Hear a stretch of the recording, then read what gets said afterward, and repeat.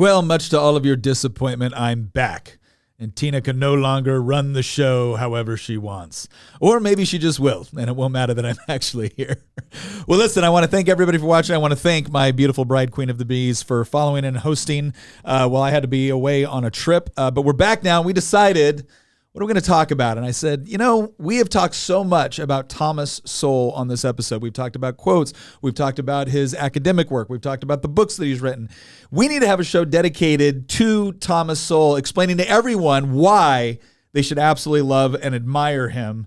And we decided that one of the best ways to do this was just kind of give like a quick overview of his earlier life, growing up in New York City, getting into academia, and then we're going to go straight into a compilation of some of the best clips from Thomas Sowell going back 40, 50 years. So that's what we're going to do today. We're going to do a bunch of reacts to Thomas Sowell quotes, and by the end of it, if you're not all running out and getting Thomas Sowell tattoos, well, then there's just something wrong with you. All of that and more coming up on this episode, powered by Good Ranchers. Thank you so much for joining us. We really appreciate everyone who's joined our community chat, and we would love for you to join us there too. So if you haven't already, go down to the link in the description of this episode. Be sure to join there, and you'll also find that link to purchase your first box of Good Ranchers there as well.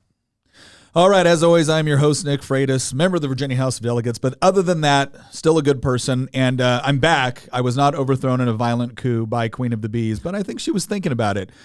With us, as always, my beautiful bride, Tina, Queen of the Bees. Yes, there's so much less pressure from this seat. In that seat, you have to be funny and interesting, and I mean, I can only do that for so long. You do it all the time, baby. But I was a little worried though when you put someone called Queen of the Bees in charge, and you look at the hierarchy within a beehive and what a queen bee does to her rivals. Like, oh gosh. I didn't ask for that name. Hey, you bestowed it. Well, speaking of names, sitting right next to me is the Christian of Doom. Oh, is that what's been decided? Resident Black Pillar. Resident Black Pillar. Stop calling me a black pillar. I'm trying to be optimistic. Oh, it's really? like everybody's encouraging me to be pessimistic. It's almost like we're encouraging you to embrace the dark. Yes, good. I will say this. Tina says that she wasn't interesting, but I have the ability to look deep into the numbers of each episode, and I just want to point out that Tuesday's episode is on track to be like our highest performing episode ever on the audio side. So I will soon be usurped. I think we need to kick Nick out of the studio more often. Yeah, there's already a question in the chat asking, why is Tina still your bride if you're married? Like, man, just stop thinking about it too much. All right, and then of course we have our producer of producers, Nicholas Hamilton, the good Hamilton, the one that doesn't like central banking. Nick, you made me a Thomas Sowell fan probably 3-4 years ago. Yeah. And I have appreciated this guy so much, just the simplicity in what he says, but how logical it is. So I'm excited for this. Well, I always tell people, like, if you were forced to read one author when it comes to everything from philosophy, economics, politics, sociology, history, read the Bible because it was inspired by God. But if you could read two authors, right, the only would be Thomas Sowell. Like the amount of books that he has written is incredible. And again, I think he's fun to read. Most people don't look at a book called Basic Economics and think, well, this is going to be a rip-roaring good time. But when you're reading it with Thomas Sowell, you really feel like you're coming away understanding complex principles. And one of the things that I found so just refreshing about it is he's fun to read. He's kind of a smart aleck. He's really fun to watch in interviews, especially the ones on Uncommon Knowledge. We'll talk a little bit about that as You're saying he's fun to read. Show some You clips. gave this book, Basic Economics, to our kids in junior high as required reading because we homeschool. Yeah, and our kids are doing excellent. Yeah, they are. That's true. But no, he really. It's amazing because so many people in academia, it's almost like there's this drive to make things sound more complex than they really need to be. And Thomas Sowell does the exact opposite. Not because the world is always like perfectly simple. Obviously, there's multiple perspectives. There's multiple factors that go into things. But he takes those into account, but then he like demystifies them. And so now all of a sudden, as more of a layman, it's not as if you can argue on the same level as Thomas Sowell or you've read all this, but it's as if you have a trusted reference point to go back to when you hear some of these claims about economics, especially coming from politicians like Elizabeth Warren or AOC. Thomas Sowell ends up being the guy that you can go back to and be like, okay, I want to test this against somebody that spent their entire life dedicated to researching this from multiple perspectives and get some good feedback. And so that's what he loves. And Torino de Guzman, thank you very much on our super chat, because the day Thomas Sowell dies, the day our nation suffers a massive drop in the average IQ. Also, why isn't he in Ebony magazine yet? I'll tell you what, we did a Why Minute once on why the left hates Thomas Sowell. And you're going to see it in some of the clips that we talk about. It's a good question. We're going to see it in some of the clips that we're going to talk about here, because Thomas Sowell should be someone that I would say everyone could look up to. If you look at his early life, I believe both of his parents passed away when he was relatively young. That was in North Carolina. He lived in rural North Carolina. I don't think he even had indoor plumbing in the house that he was born into. And this was at a time in North Carolina where, again, you still had Jim Crow laws. Like you had proactive segregation. You had discriminatory laws on the books. I mean, it was not an easy place to be living if you were a Black American. And when his parents died, he went up to New York City to live with, I believe grandparents or it might have been an aunt or uncle. Don't quote me on that. There's a good video that kind of goes through that period of his life. But understand, like, he dropped out of high school, right? This is a guy that's gone to Harvard. He's gone to Chicago. He's taught at UCLA. He's taught at Stanford. He dropped out of high school. And when he was living up in New York, he had a couple different jobs. One of the jobs he talked about was driving a messenger bike. So, he rode his bike and like delivered, mail and telegrams and things of that nature. And he talks about his experience there, like when he was feeling, especially flush with cash, like he would take the Fifth Avenue bus instead of, the one of the other buses or walking or whatnot. And he was talking about during that time when he was young, just trying to kind of make sense of the world. And one of the things he said that really set him on a good path was he spent a lot of time at the library because he was poor. It's not like he had a lot of money. He spent a lot of time at the library and whatnot. But it was a friend that took him to the library. It was an older, I think it was either an older friend or kind of like a family member that kind of regularly took him there and kind of opened up to his world to the various things that he have access to, the knowledge he could have access to. But in the process of that, he read Karl Marx. He bought an old Encyclopedia Britannica, and he read about Karl Marx. And Thomas Sowell, when he was younger, was actually a Marxist. And for him, he describes this, for him, riding the bus through New York City, where you would ride through, Manhattan and the skyscrapers and all like the lavish apartments and everything else. And then you'd get into the tenements, you get into the other housing, the poverty. And for him, he felt like, well, Marx was the only one that was actually bothering to explain why this would work the way it was. And what's fascinating is from that point of losing his parents, dropping out of high school, working in New York City, he actually got into Harvard. Right? That's not the normal process that we think about, especially for that time. And especially for a time where he's a Black man growing up in a very, very different America than we have right now. But he gets into Harvard, and he's studying economics, among other things. And then this is the part that blew my mind about his early story. He transfers over and he's in Chicago. Right, University of Chicago was famous. They call it the Chicago School of Economics, and the person that led that was Milton Friedman, who was not a Marxist. Oh my gosh! Like Milton Friedman is kind of like a renowned libertarian, free market economist. I would say, I mean, Christian, tell me what you think on this, but I would say that arguably the two most what you would call free market oriented schools are Chicago and the Austrian school. Yeah, but I mean, I remember months ago. Maybe it was like almost a year ago, you and I had a debate about this, and I was a little bit more supportive of the Chicago school. But I'm more Austrian school. I was about to say I think I've changed my mind on that because my entire argument was centered around how I think the Dogecoin would be better than Bitcoin as a replacement to the dollar.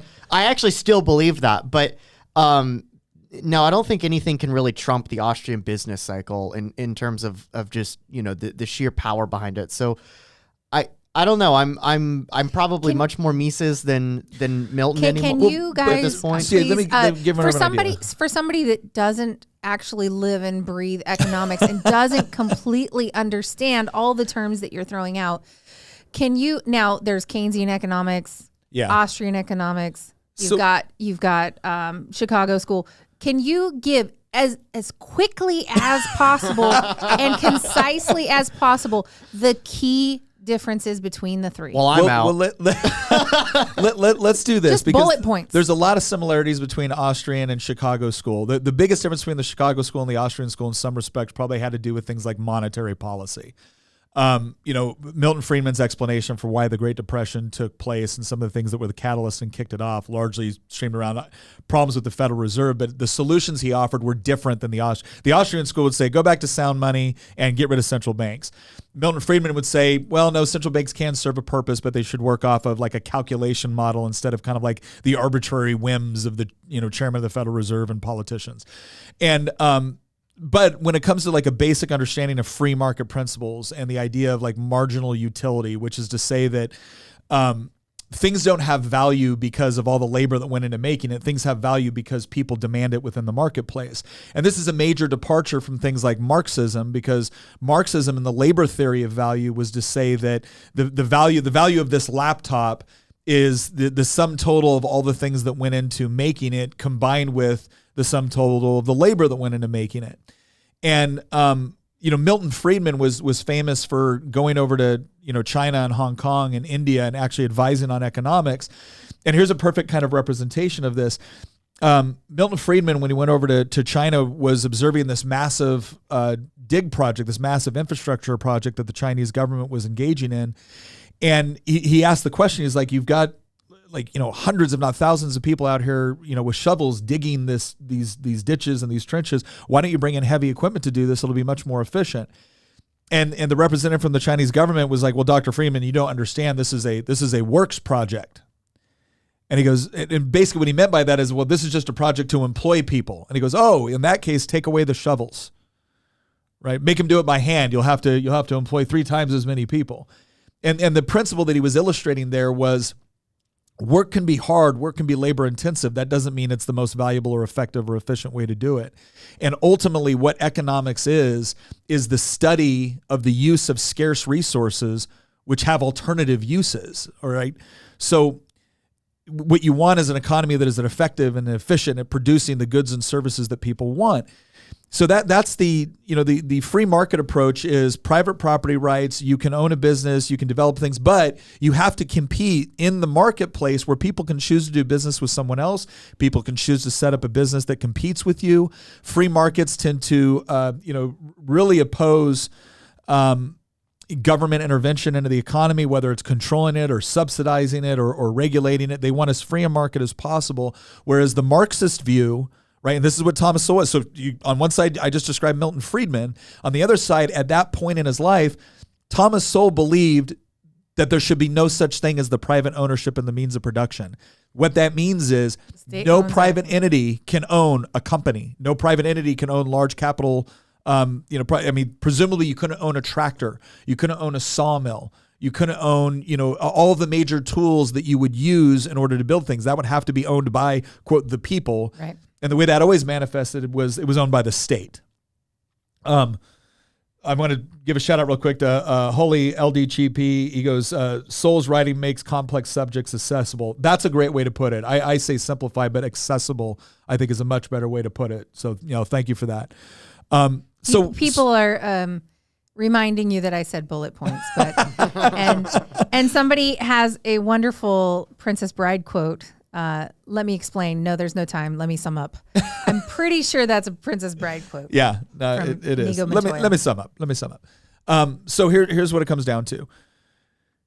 Thomas Sowell was going into Milton Friedman, one of the foremost champions for free markets. He actually set up a whole series called Free to Choose, which interestingly enough, later on, Thomas Sowell would actually star in as an ally of Milton Friedman. But Thomas Sowell likes to say that it wasn't Milton Friedman that turned him away from Marxism. And I don't want to get too much into that because I think we have a clip where Thomas Sowell is asked this question. He's like, you were a Marxist under Milton Friedman, and Friedman didn't convince you to be a free market advocate. What did? And he explains in one of these clips, and I'm going to save that. But I think the important thing to remember here is this. One of the things that when we talk about with economics, and one of the things that Thomas Sowell emphasizes is when we're talking about economics, we generally have this concept of value, right? Now, values can be something that they can be like philosophical principles that you care about, that you know, honor and integrity and love and honesty. These can all be values. And then value within the marketplace is based off of this concept of, you know, what do I want? And we've all purchased things that we said were like cheap, and we didn't mean it good, right? It might not have cost much money, but we didn't think we got any value of what we bought, even though it was cheap. There's other things that we paid way too much money for, and we thought to ourselves, well, that was like overly expensive, because once again, the value proposition wasn't there for the price. And so they talk about this whole idea of how do you do the best job of getting like that equilibrium where the price and the value for what you get is quality, and you don't mind the price because what you got was exactly what you were promised, right? The value proposition came through. And nothing does a better job of doing that than Good Ranchers. Oh. Because now hear me out, right? Because you don't want to, you could go to the store right now and you could buy crappy meat that was raised somewhere else that was full of you don't know what in the raising process, right? And it might be cheaper, but you're not getting value. You could go somewhere, you could go out to a fancy steak place and you could get maybe it was a good piece of steak, but you're thinking to yourself, this was not worth what I paid for it. And then you find Good Ranchers, right? And now it comes to your door. And do they share your values? Yes, they do. They do share your values. They want to make sure that they are raised from American farms, whether it's the beef, whether it's the poultry, you know, all that stuff comes directly to your door. The value is there, right? You are getting exactly what you paid for. You're satisfied for it. It's an excellent representation of what happens when the free market is allowed to marshal those resources and companies that do a good job getting people the very thing that they need. And now with our promo code, there's actually a different deal now. I think it's a better deal. It is. You're going to get $25 off. You're going to get free shipping. Plus you sign up for one of the subscriptions and you're going to get 2 pounds of very, very quality ground beef. And I'll tell you this much, again, you can go get a cheap hamburger somewhere, or you can go get this and you can make something truly, truly quality. So you go promo code Nick in the description. What are you going to get? You're going to get great value from a company that shares your values. Plus, you're going to get some free stuff too when you sign up for one of the subscriptions. So go check that out and tune in next Tuesday for another excellent segue into why you should buy Good Ranchers. Nick, you left out the most important part, which is you're supporting the podcast if you go to them. That is also true. That is also true. I feel like that.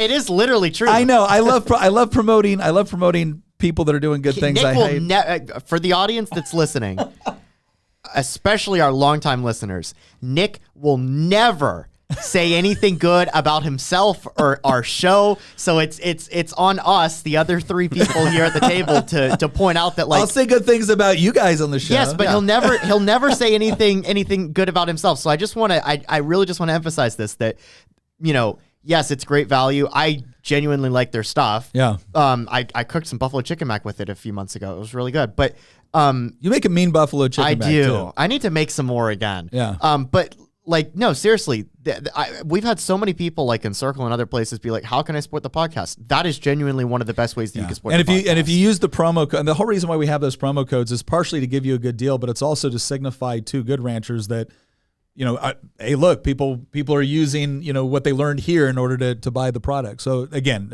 we really like Ben Spell, love the company and their values, and really also like the product that they produce. But you know who we also like is Thomas Sowell. We love Thomas Sowell. Like it's like I fanboy about Thomas Sowell. It gets yeah. So that was not short at all. Synopsis of that. That was the Christian answer to explaining the different approaches. Why say it in 2 words when you can use 20? That's or we could use 200. I'm in politics, sweetheart. This is just how this works. I work in academia, so you're actually rewarded for using more complicated words than you need to. Yeah. But would you say that Thomas Sowell is more in the Austrian camp than the Chicago camp, or would you say he's more in the Chicago camp? He was asked about this once, and he associated himself with the Chicago school. Which makes sense. Like him and Milton Friedman spent so much, time working together. Free to Choose was a great series, a really good series. It was one of the first things when I was kind of, trying to develop my worldview on economics and things like that, I remember picking up Capitalism and Freedom at a yard sale. Like I remember picking up that book and reading through it and then thinking, wow, I like what this guy has to say. And then watching Free to Choose, which again, I thought Milton Friedman was another one of those people that did a brilliant job of explaining complex principles in a way that was easy to grasp and understand and accessible, as Holly put it earlier. That's a great way to describe it. And Thomas Sowell was one of the rock stars of that series. And as Milton Friedman was getting a little bit older and whatnot, Thomas Sowell, I think, really filled into that role of carrying on that message. And nothing against Milton Friedman at all, but I do think Thomas Sowell just took it to another level. And he's just such a prolific author. So here's what we're going to do now. Rather than me sitting here and gushing over Tom, right, we're going to go ahead and go through some of we got like a bunch of clips here. I don't know if we'll be able to get to highlights, all of them. Some Thomas Sowell highlights. And what we did here is we actually have so much of what he's talking about here is questions that he's gotten over several books that he's written. And somebody asked a question earlier on what book I would recommend from Thomas Sowell. We're going to get to that. But first, I want you guys to kind of see the clips and understand what I'm talking about with that dynamic. So let's go ahead and jump in here to our first clip. Nick, I need 20 seconds. Okay, never mind. We can't jump into our first clip. Our producer of producers is running behind. I'm so disappointed right now. You should be. My gosh. You should be. Thomas Sowell would have never let us down like this. Well, while we're waiting, somebody asked if there's a promo code for Thomas Sowell books, but no, definitely not. Oh, Thomas Sowell does not need our help. I did a commending resolution for Thomas Sowell. My mom actually called. I found out about this later because I was gushing about Thomas Sowell. She goes, I talked to him once, and I was like most like you talked to Tom Brady. Like I'm like I don't care. Like you talked to Thomas Sowell. She goes, yeah, I called him up to invite him to speak at something. And he goes, how did you get this number? Because he has the whole process because thousands of people are asking him to come and talk and everything else. And so my mom wasn't supposed to have that number, but she got to have a brief conversation. I did a commending resolution for him for his life's work. I did one for Walter Williams and I did one for Thomas Sowell because I admire them both a great deal. And we sent it off. We sent it off to him, and I still haven't gotten confirmation if he's received it. So, imagine going to all this trouble to run for the legislature so you can one day write your hero a huge thank you card on behalf of the Commonwealth of Virginia, and you don't know if he got it yet because you said it during COVID. All right, let's go ahead and go through our first clip here. Talking about health care, they said 30 million people couldn't afford it or something? Several million of those were making more than $50,000 a year. So it's not, see, this is one of the things the Anointed do. They never believe that people make choices. There are people who have the money, they prefer to put that money into a BMW rather than a lot of young people didn't want health care. They were betting on their health. Absolutely. And then this allows them to buy more stuff they want to buy. So it's not a question that they couldn't afford it. It's a question they don't choose to spend the money. People say, you're a very tough person. I'm not tough. Life is tough. I'm merely trying to acquaint you with those facts. I am not one who believes that the kids should be given unlimited indulgence, and I think I can safely say that mine were not. All right. I love that. I'm not tough. Life is tough. Yeah. And I'm just trying to get you acquainted with the facts. It's lines like that make me just love what this guy has to say. Well, and so he's... I have to pause you guys for just a second because your video was still on the screen and you're over here trying to sneeze without making noise, but you're on video trying to sneeze into your shirt and everybody's probably wondering what in the world you're doing. Thanks, Hamilton. He was just sneezing. And Hamilton felt like you guys could go ahead and see that. Okay. We're gonna blame Hamilton for that. No, so back to the Thomas Sowell. There's two things I really like about this. One is obviously the quote you just mentioned. Life is tough. I'm just trying to acquaint people with those facts so they can better understand and navigate, essentially. But he also talked about this whole idea of healthcare. Now, this is coming from his book, Vision of the Anointed. That was the reference that the guy made about, this is what the anointed always do. And this was back before a lot of the healthcare laws that got put into place under Obamacare and everything like that finally, came to fruition. And one of the things he was talking about here is the idea that healthcare, you hear this a lot, healthcare is a right. Can I just say something right now? Healthcare can't be a right. It can't be a right in the sense that, you have freedom of speech or you have the right to keep and bear arms. Like it can't be a right in the same way. And the reason why is because healthcare is a series of goods and services. And so if you make it a right, like you have an inherent right to healthcare, then what you're saying is somebody else has a legal or moral obligation to, or no, not even moral, a legal obligation to provide it to you. Otherwise, you're being denied your rights. And Thomas Sowell was very big on saying that, look, that may sound good when politicians say it, but if you actually treat it that way, then you actually don't understand the nature of the problem. And the nature of the problem is this is about commodities and services. And the easier you make it for people to be able to deliver or provide those commodities, the more the cost goes down. And the more you add tons of bureaucracy on it. He had this one quote I loved where he said, it was that thing where you think healthcare is expensive now, just wait until it's free.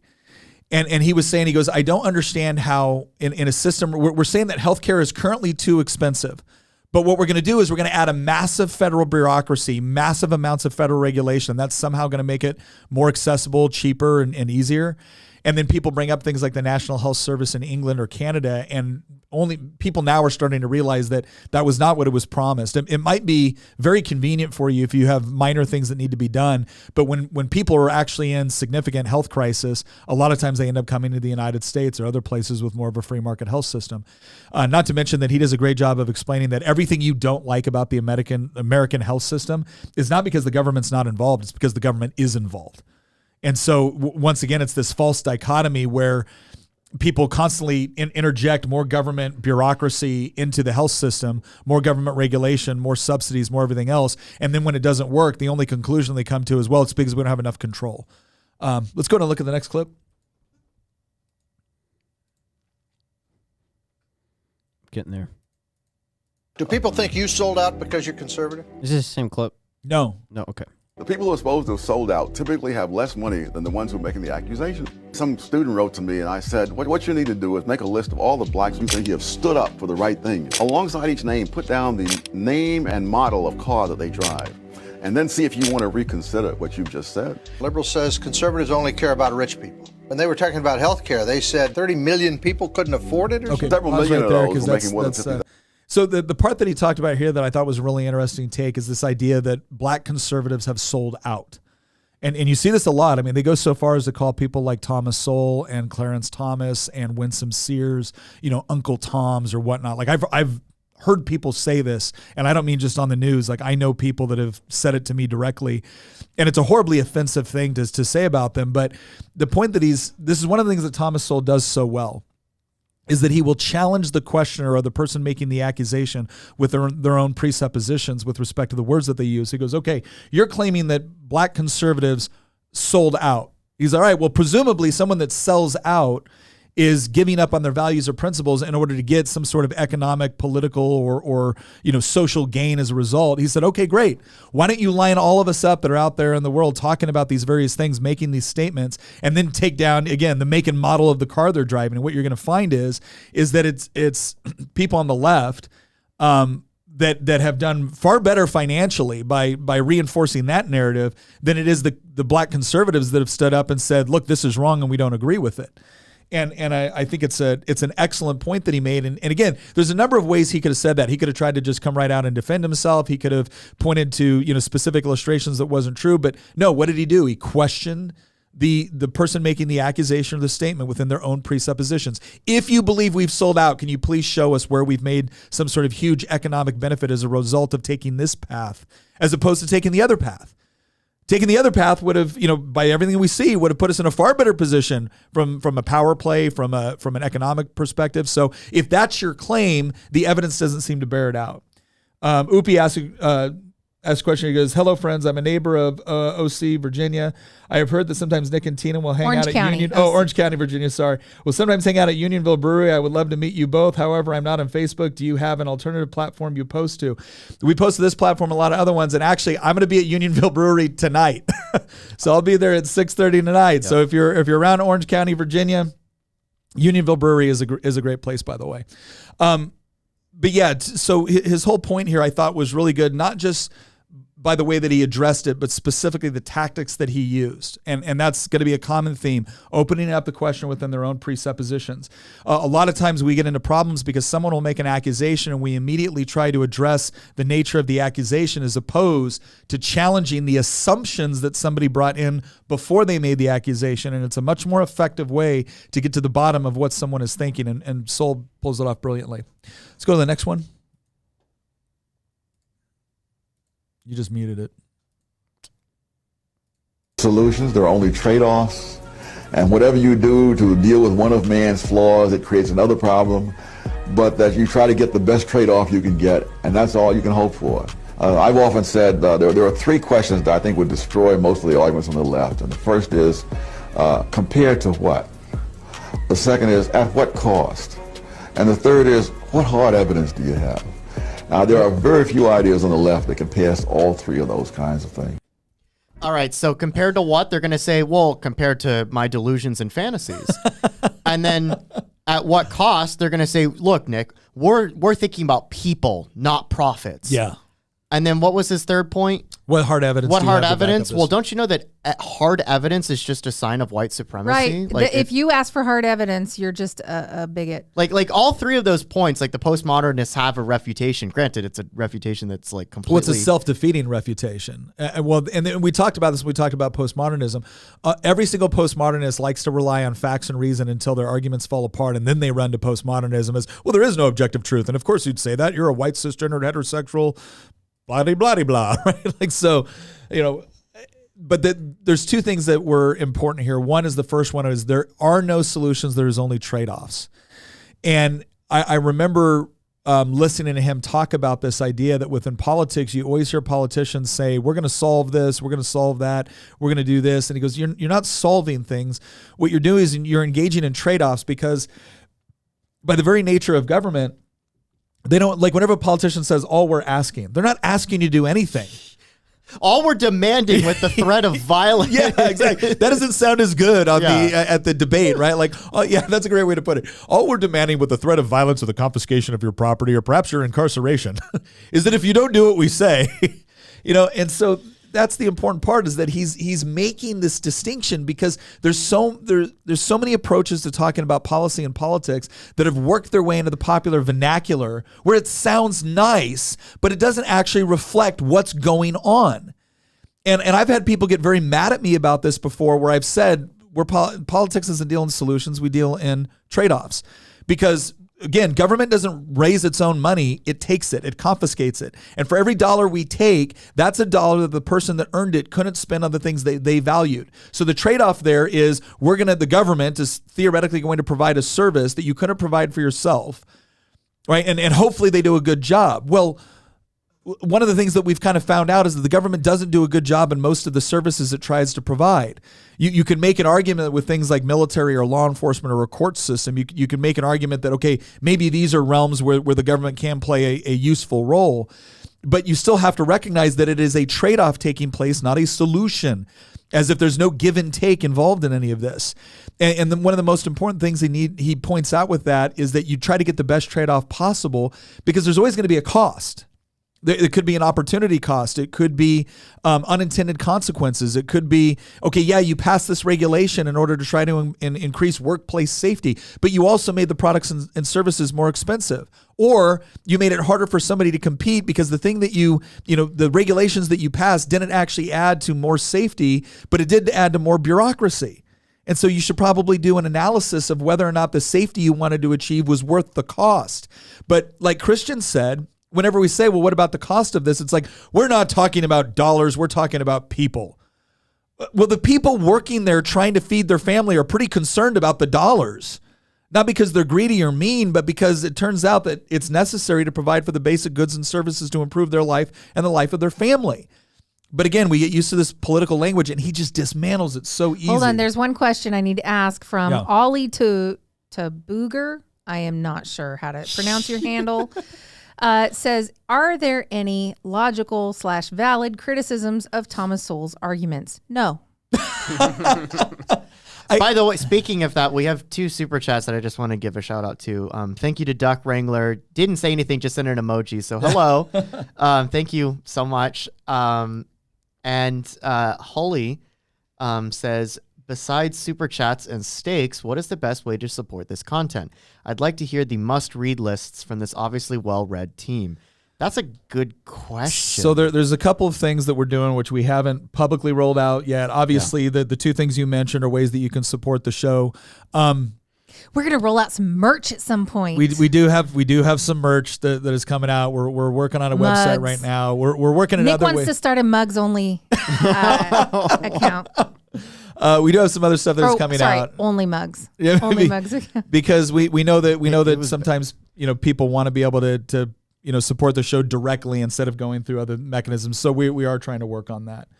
All right, let's go. And by the way, we will have some reading lists too. In fact, if you go on our community chat on Circle, we've talked a little bit about some of the books that we all recommend there as well. But thank you very much. In the future, we may be offering some type of membership through our community chat as well. So that would be another option in the future.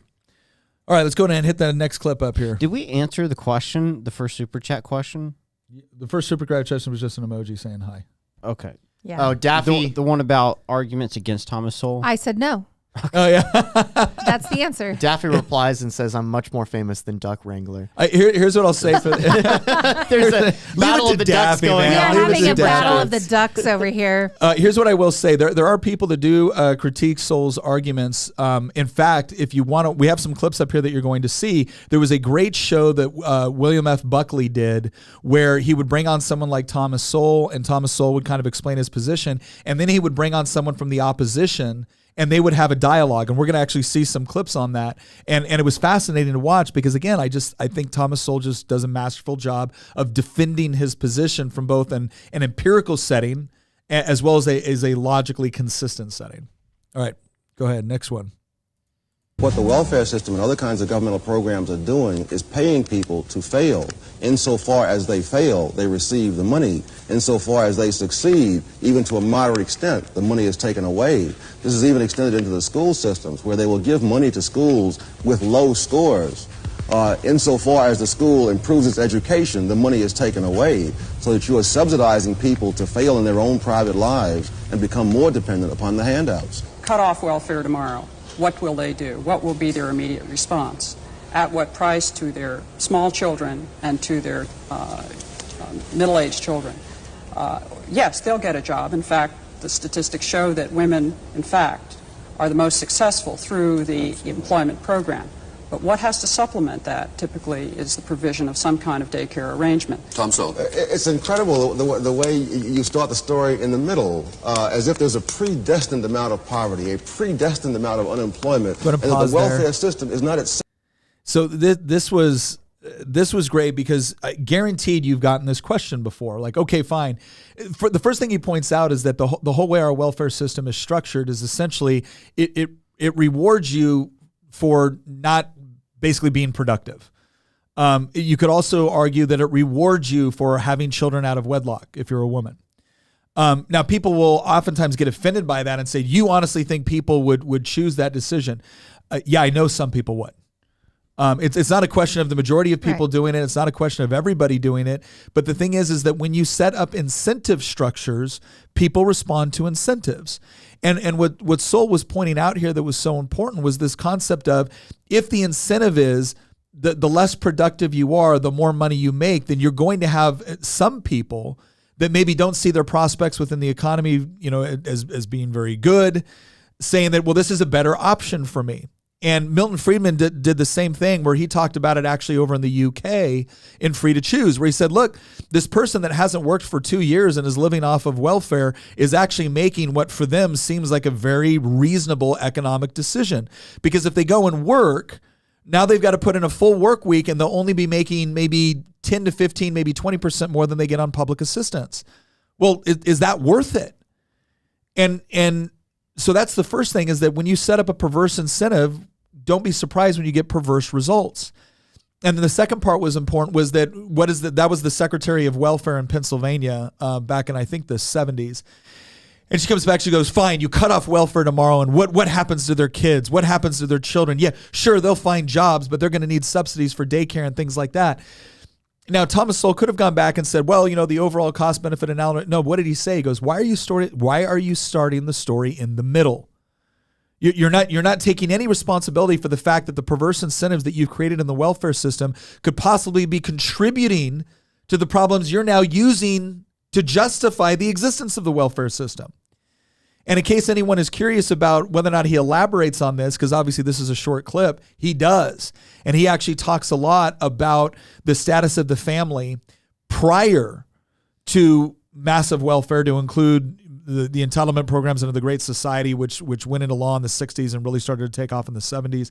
He actually talks about the status of families, to include poor families, and what the trends were going all the way back to 1900, right? So he didn't start the story in the late 60s, right, when all these programs began. He started the stories in 1900 and said, okay, what's the overall upward, economic mobility within the country? Has it improved? Has it gotten better? What's happening to poverty?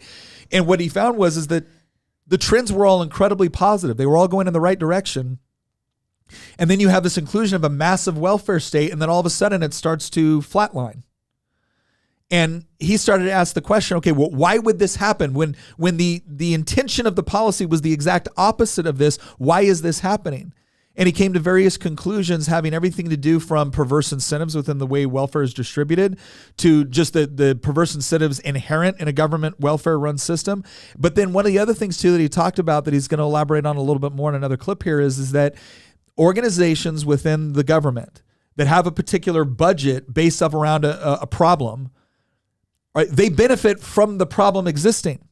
If they eradicate the problem, they eradicate their need for existing. And so that in and itself can create perverse incentives if it's not structured correctly. So yeah, if you have a government agency where the whole purpose of their existence is distributing welfare, well, they're actually going to be big advocates for why you need even more welfare. Because the way that you move up within government programs usually has to do with bigger budgets, more authorities, and more personnel. You have to justify that budget. And then all of a sudden it becomes very easy to be like, well, we just want to help people, whereas you want to take the help away. And Thomas Sowell is going, no. Before you try to guilt me on pointing out the obvious flaws within your program, you have to explain why your program fails to produce the results and, in fact, could actually be contributing to the sort of things that we don't want to see more of. You don't get to be the nice person in the conversation simply because you're the one in charge of taking from one person and giving to another. If you were doing that and we're actually achieving positive outcomes where fewer and fewer people over time actually needed the assistance, well, then maybe we could talk about that as a necessary trade-off, even though there's moral problems with stealing from one person and giving to another. But you're not even doing that. You're taking from one person, giving to another. The situation of the person that you're giving to is worse. The situation of the person you took from is worse. And your response when we say we need to question this is to look at all the people that you're stealing from and be like, why are you so greedy? Why can't you be a nice person like me, stealing from people to give to other people? So I love the fact that Thomas Sowell, again, what does he do? He opens them up within the presuppositions. Don't let them get away with starting the argument or the timeline where they want to start it. You got to start it to where you can actually get a comprehensive analysis of whether or not their idea, which sounded so good and so nice and altruistic, actually achieved the desired end state. And if it didn't, and they're still asking for more money and more power, well, then you have to start to wonder if maybe there's a different incentive structure at play here. Babe, you are saying some amazing, amazing things, but I'm going to be Christopher Walken over here saying I need more cowbell. I need more Thomas Sowell and a little less yammering from the guy across the table. Well, allow me to provide some more yammering. We're not going to be able to get through all these amazing Thomas Sowell clips. First of all, if you want some Tom Sowell, you got to just say it the way Chris would. You can't just sit there and use his name and then not do it right. So I want to go back to Tom Sowell's what you were... good guy, great man. I want to go back to briefly what you were saying about the offense that pops up here with from this like pro welfare advocate. You said that they were working for... That was the former secretary. It was like the secretary of welfare in Pennsylvania, okay, I think in the 70s. I just want to point out that like offense is not a substitute for an argument. Yeah. And the reason that they're getting offended is ultimately what they're trying to signal here is you're not supposed to be saying this type of thing. And then the question that you should be asking is, well, why? That's right. Because some of what gets said is like, you're a traitor to your race or you're a traitor to your gender. Because I ran into the whole, you're a traitor to your gender thing from me. But again, and I think the same thing happens with regard to race as well. But again, offense is not a substitute for an argument. You can get offended all you want. Does that change the fact of whether or not anything that he said is true or false? No. And so then at some point you have to ask, why are you getting offended? What it's doing is ultimately it's a form of virtue signaling. It's projecting to people, this should not be allowed to be expressed. This view should not be allowed to be expressed. And then the question you should ask is why? Is it because it's factually incorrect? Did he say anything that's false? Yeah. No. If he didn't say anything that's false, then you really need to be asking yourself, then why are his views, why are people on the left attempting to morally shun his views if what he's saying is not false when you actually look at the data? No, I think it's good. I want to address this comment from Brian Betts too, because Brian always comes in and provides kind of a counter perspective, and I appreciate that. He goes, where the problem with assistance come in is when someone who is injured, borderline disabled, and they want to get a new career.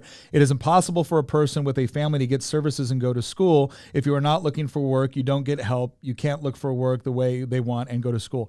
Here's all I would say is I think we need to look at a couple of things here. If the only thing the welfare state was actually doing was helping somebody that got like seriously disabled, through no fault of their own, and we all know situations like that, I don't think there would be anywhere near the problem. But that's not, and in fact, this is one of the moral problems with the way that a kind of a faceless government welfare system works, is that it becomes incredibly difficult to allocate funds based off of like the genuine need or circumstances of an individual. So what do they use as a mechanism? Income. Okay, you have less, you have more. We're going to take from you, we're going to give to this person. And they don't really ask, the welfare programs that we have don't ask really good questions with respect to, okay, why does this person that we're taking from have more? Do they have more because, they ripped a bunch of people off? Or they engaged in cronyism? In that case, I don't mind you taking their money.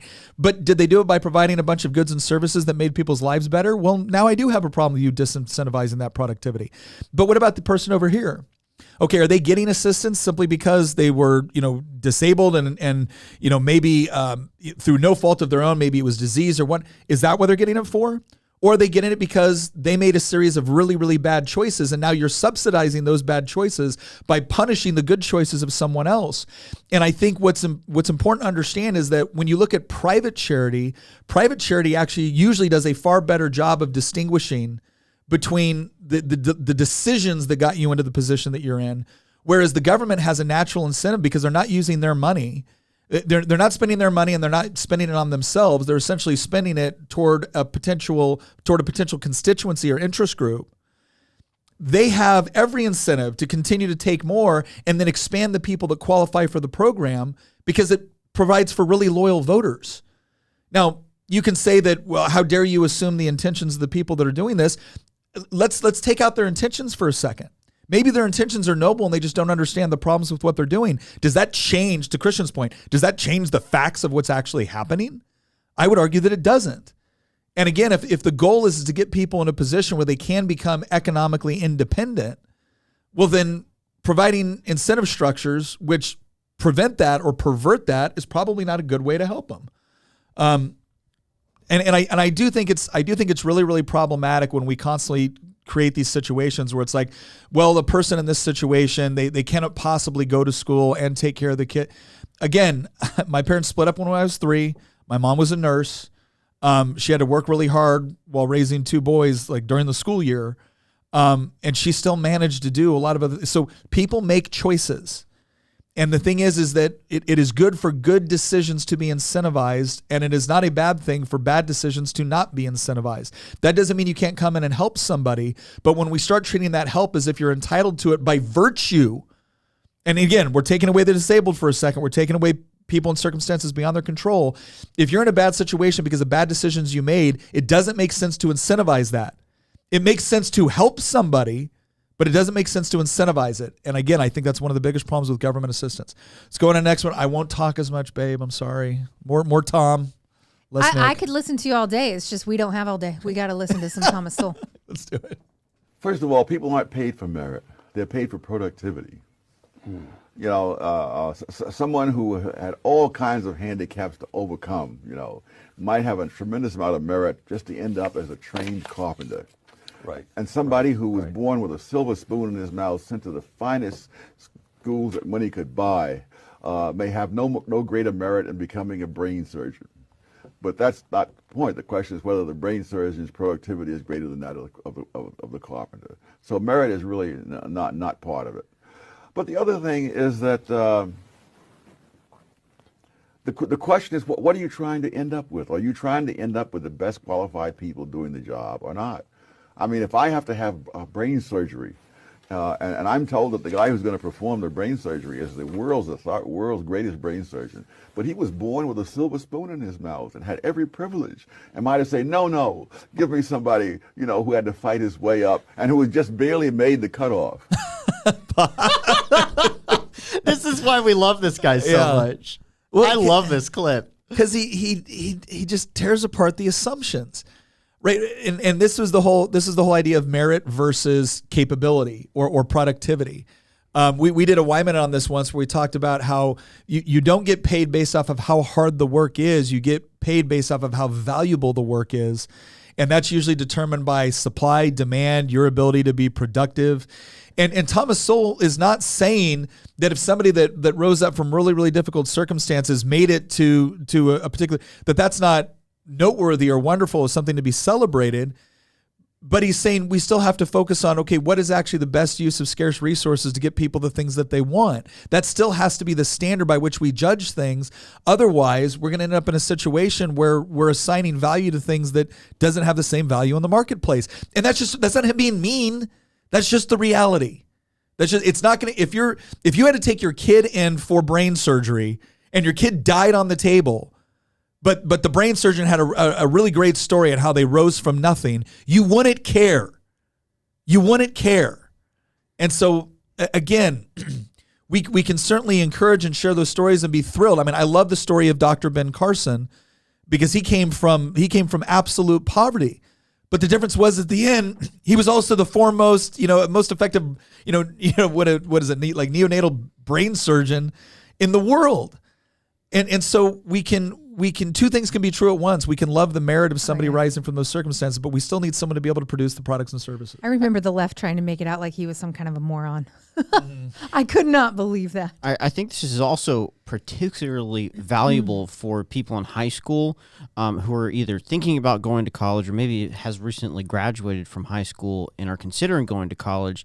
And I think that what you should take from this is, you're paid for your ability, and you really should examine the college education that you may be going to get and determine whether or not you are actually going to be competent to complete a task after those 4 years, and whether or not the money that you are investing is actually going to pay you back. We have a whole generation of people in their 20s and 30s that I believe were absolutely lied to about the value of a college education.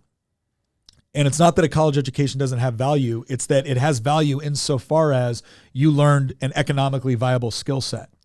And I love it when people come back out to me like, well, college isn't just about economic viability. Yeah. It's about creating a well-rounded person. Okay, well, if the only way that you can afford to pay for the well-rounded education that you got that is economically unviable is by stealing money away from the plumber that chose a viable economic skill set, that's not a good trade. It's certainly not a moral trade. Yeah. So, and it's not the job of our tax dollars, going into these things to make you well-rounded. Well-rounded isn't the goal. Well, again, if you want to pay, the goal is to be productive. Look, the goal is to be able to support your family. If you want to pay, if college wants to make you well-rounded, you're definitely being in an institution doesn't make you well-rounded. Living life makes you well-rounded. Hear. Yeah. I mean, everybody knows how much I despise the way that our university system has been set up at this point, which is very ironic because I'm trying to get a master's. Yeah. Just thinking about that. Yeah. Well, if you want to pay, if you want to spend 12 years at university, getting a well-rounded education in a bunch of various fields, and you want to pay for that, I say more power to you. I'm glad that service is available. But more and more what I'm seeing is that no, I want other people to pay for it, and you should want to pay for it because after all, it's making me a well-rounded individual. Well, no, all it's making right now is a financial drain on other people that have to go to work. Yeah, but you make good coffee. So that doesn't make you noble. I'm sorry. All right, let's go to our next clip. Political solution, then what use are political leaders? People often emphasize to me the enormous importance of the first part of that, because it was hard to hear. He said, he was talking about the idea of political leaders and political solutions. And he was saying that, well, if you don't really require what they're talking about, well, then why do you need these political leaders? So let's go ahead and listen to the rest of it. If there is no political solution, then what use are political leaders? People often emphasize to me the enormous importance of leadership for any ethnic group to get ahead. And my response is often, name me 3 Japanese American leaders. And no one has yet been able to do it. But so leadership itself, if you have the vision that I have, then leadership itself becomes much less important. And for a leader to say that leadership isn't important is like, a Cadillac saying it doesn't matter what car you buy. Pause. Certainly, I love this so much. Can you name 3 Japanese American leaders? Does Ichiro count? Do fictional characters count? Does Mario count? He's Italian, but he was made by Japanese people. Before anybody gets the wrong idea of what I'm saying here, what Christian's saying, or what Thomas Sowell is saying, this was all idea. He started off by saying, if there are no political solutions, then what use are all these political leaders? And he actually goes on to make this point in other books that he reads where he talks about various ethnic groups within the United States, ones that focused on like family, education, and economics, typically always do better than those that focus primarily on politics. And he actually uses the Irish community in New York as an example of this in early American history, where the Irish were far more organized than other ethnic groups, and yet economically they did worse. And the point that he was making is this whole idea of ethnic-based representation in politics. It's not that there's no value to that whatsoever, but he's saying that this idea that that's the key to success for a group, not just in the United States but anywhere in the world, is absurd. And the reason why I use the Japanese as an example there is because I think at that time Japanese Americans controlled more wealth per capita than any other ethnic group within the United States. And now, is that because the Constitution and the Declaration of Independence and our system was specifically set up to give Japanese Americans an advantage? I don't think so, right? But this is such an important distinction because, again, when you put your emphasis on politics as opposed to other forms of productivity within the marketplace, okay, let's look at this and see which one actually produces better results. And he doesn't just talk about this in the United States. The research he's done on this is pretty comprehensive. He did some really interesting studies in Sri Lanka, in Malaysia, and other places where you had various groups that would set that they thought their key to success was through political power and control. And they always underperformed other groups that focus primarily, to include minority groups. And again, Japanese Americans are a minority group in the United States. Why are they doing economically? Why are they doing better than per capita than the same ethnic group that wrote the Constitution, the Declaration of Independence, and has contained vastly more political power? Japanese Americans and a lot of Asian Americans in general make more money than blacks, Hispanics, and whites, for that matter. It's actually part of the reason why.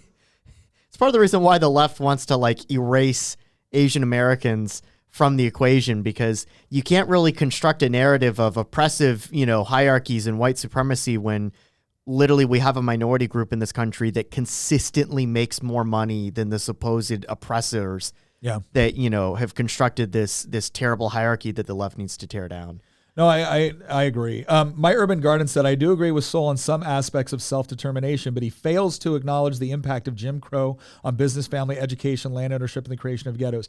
My Urban Garden, I would say this, I have read a lot of Thomas Sowell. I would disagree with that characterization. He does not fail to acknowledge it. In fact, he talks about it specifically in a lot of the economic research and books that he's done. He just comes to very different conclusions. For instance, he doesn't deny the fact that had an adverse impact on black families living under Jim Crow. He doesn't deny that at all. What he does suggest is that a lot of the solutions that were offered in order to counteract that actually had detrimental effects instead of positive effects. In fact, Frederick Douglass made similar arguments long before Thomas Sowell was born. And so I think it's important to make a distinction for the fact that he's not disregarding it. He's saying that the solutions offered didn't actually have the net positive impact that they were promised. And that's one of the things that really frustrates him, because he grew up, he was born into the Jim Crow South. He experienced it firsthand. So I don't think it's fair to characterize him as disregarding it or not acknowledging it. This one's going to be fun. This is wage gap stuff. Next one. As men. No, I would not. I would not agree with that. If you're talking about women with the same number of years of experience, with the same continuous service, et cetera, then when I look at that, I don't find that disparity. I find, for example, in many cases, the women are making more, depending upon how you break the data down. The difference with women is between married women and everybody else. That's the real difference. Well, even as to single women, the Census Bureau statistics, the most recent ones I could find, 1978, say that single men are earning $11,100 and single women are earning $9,300. Yes, I love the word single that is used. When I did my study, I didn't use single, I used never married. You see, a woman who is single at age 40, having spent 10 or 20 years raising children, is really not quite the same as a man of age 40 who's been working continuously for 20 years. Pause. This is another thing Sowell always does, is that people will throw out figures that they think have answered the question. Like, whoa, single women here, single women here. And he goes, oh, it's interesting they use that. He goes, I don't use single women, I use women that were never married. Because what he's trying to compare is apples to apples with respect to people in the workforce. And what you actually find is that if a woman chooses to either not have kids and continuously stay in the workforce, the pay gap essentially disappears. There was another interview a while back, I think it was in Australia, where they were asking, I think it was somebody doing labor statistics within Australia, and they said, do you have any statistics that are actually tracking wages on an hour-by-hour basis? And she said no. So they will do things, they said, well, we were looking at only full-time workers. Well, a full-time worker can be working 32 hours a week, or a full-time worker can be working over 40 hours a week. But somebody working 40 and somebody working 32 are not going to make the same amount of money. In fact, they don't have the same prospects with respect to promotion. So again, this is one of the biggest problems with the way that we look at data, and this is so frustrating, because I think a lot of conservatives get overwhelmed by this idea of like, well, this expert said this, and here's the data, and here's the stats to back it up. And again, what did Thomas Sowell do there? He didn't deny the stats that she was making up. He was saying, you're still not making an apples to apples comparison. And because you're not doing that, you're not actually coming to accurate conclusions about what's going on or what the potential problems are. And so the solutions you offer are wrong or inappropriate. I thought it was really interesting that the census study she was pulling up was from 1978, the year I was born. Yeah. That was almost 45 years ago. Yeah. And you know, some of the numbers and how much people make, like $11,000 a year would be like median income back then. Are you kidding?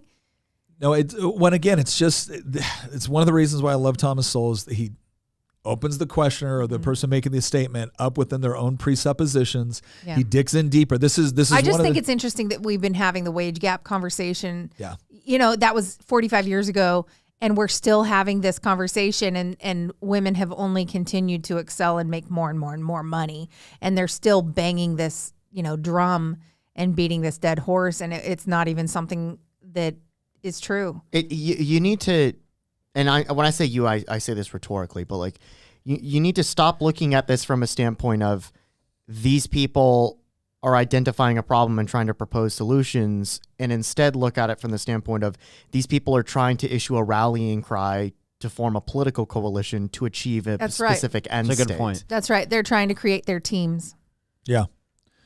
Yeah, in fact, Rocky Top Tom made a comment I really like. He goes, Christian Hines, the Japanese-American stats are made even more impressive by the reality that they did so with only 2 generations of Karamatsu oppression by the Democrat Roosevelt government.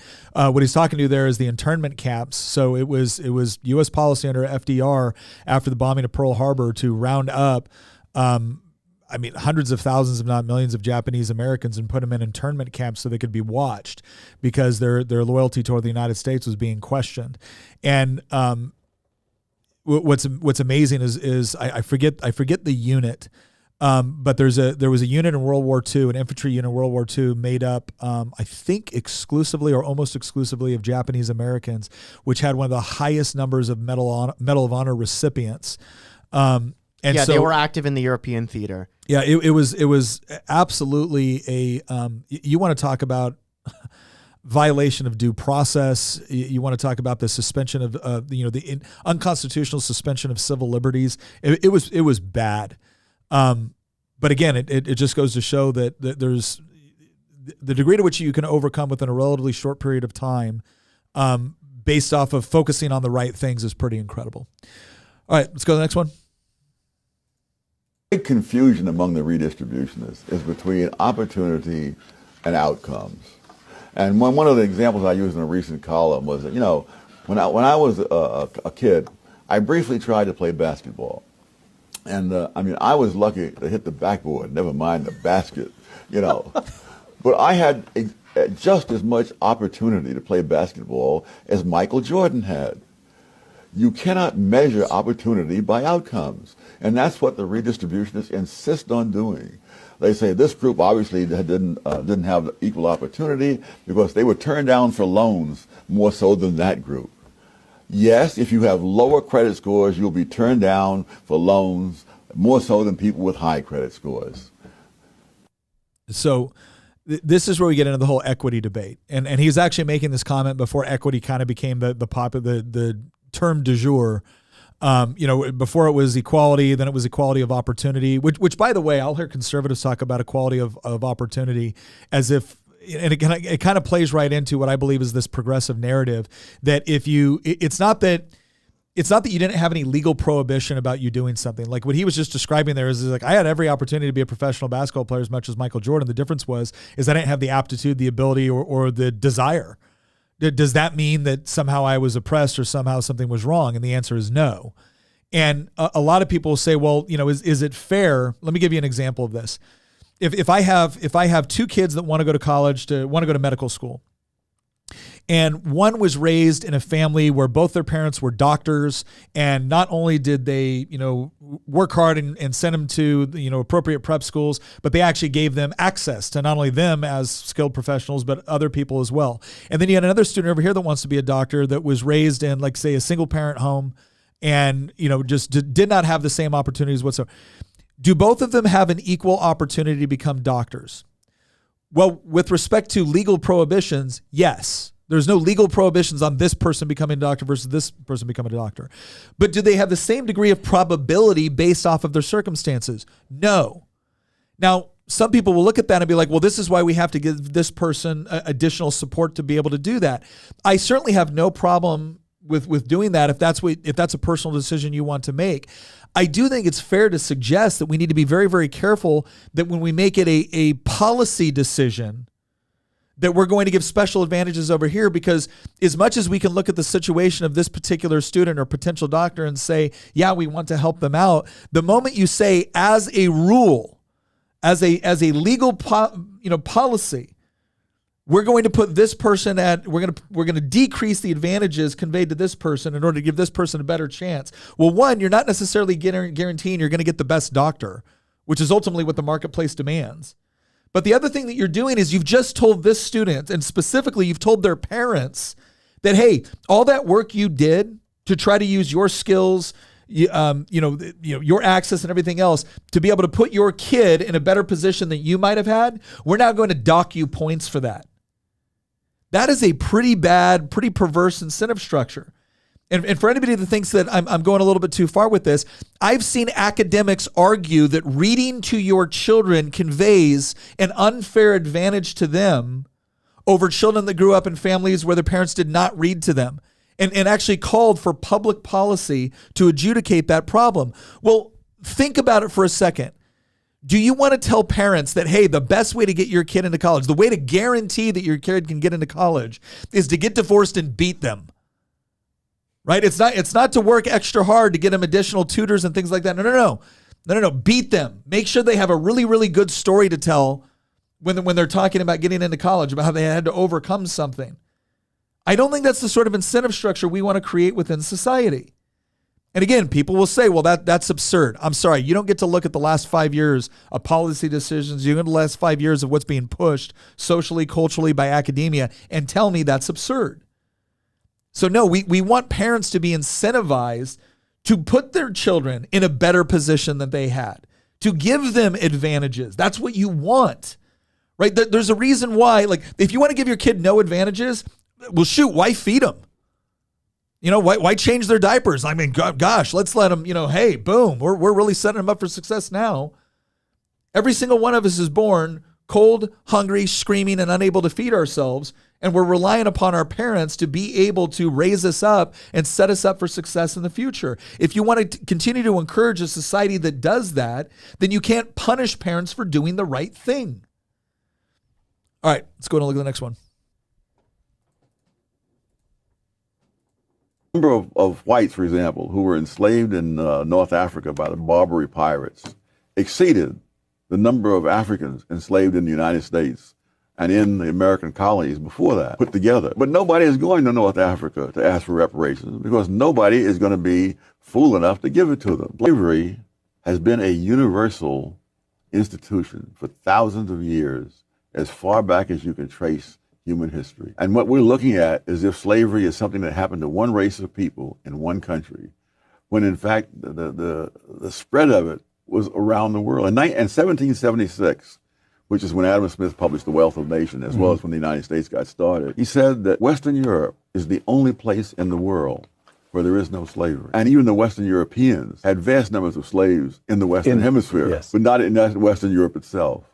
And so if you're going to have reparations for slavery, it's going to be the greatest transfer of wealth back and forth because So yeah, again, he addressing the whole reparations argument where it's, it's if history only begins when you want it to begin in order to buttress your argument, then yeah, you can come to any conclusion you want.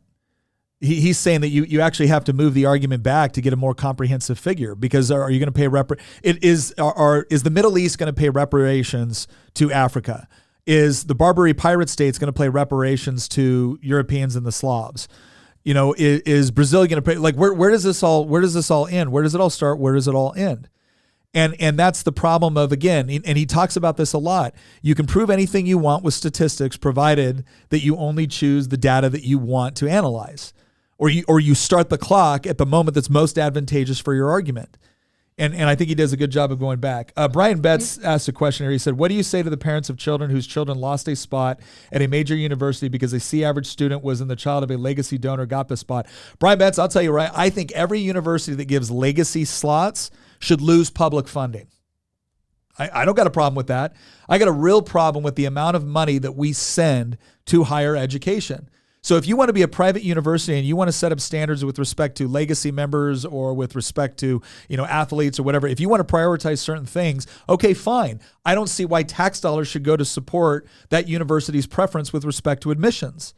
So no, I think there's real problems with the whole legacy, the arbitrariness of, well, your dad went here, so we're going to give you a leg up in coming here as well. Because really what it ends up being is like, the more you donate to the university, the more your child has a shot. I have a better question. Yeah. If we say, yeah, sure, axe legacy admissions, will the left say, oh yeah, we should get rid of affirmative action? Yeah. I think the answer is no. Because I'm willing to bet the answer to that is no. Now, I will Too say late. this. We got rid of it. I will give the Young Turks credit. Young Turks, who I agree with on just about nothing, but still seem to have like some standard with respect to intellectual consistency sometimes. They came out and said, he goes, yeah, I think it's time to get rid of affirmative action. He goes, but we should also get rid of this legacy stuff because it does create a similar, system of preferential treatment. And again, my argument would be private universities can do what private universities, typically want to do within reason, right? They can't violate certain aspects of law, clearly. But if you're a publicly funded institution, I am all about saying, yeah, you don't get to do this. There's a really good question from Lego Spartan that I want to ask you.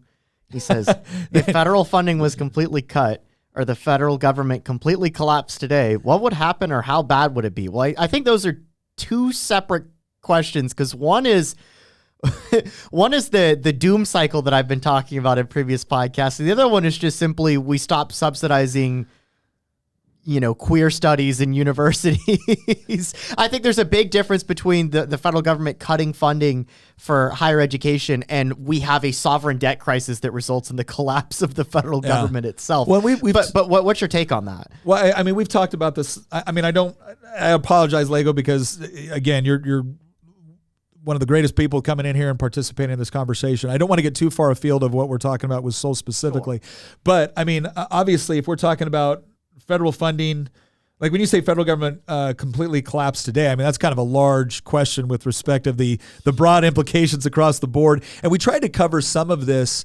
2 episodes ago when we talked about, okay, what could be the potential catalyst and conditions and tipping point for a real problem between the states and the federal government. I'm looking at it from the university perspective, though, not the macro. If the federal funding, well, look, here's the important thing to understand. Universities like, I think UVA in Virginia, I think has a $15 billion endowment, right? So that's just cash sitting there collecting interest that allows them to, operate and whatnot. And yet these universities are constantly coming to the state asking for more tax dollars.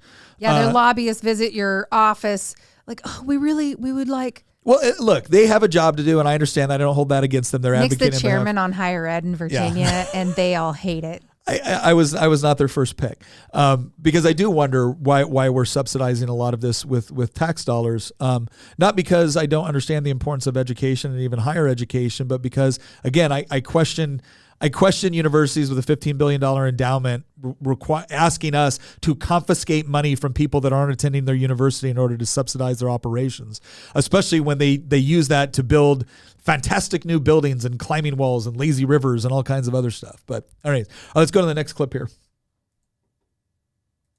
How does the welfare state dissolve the family structure?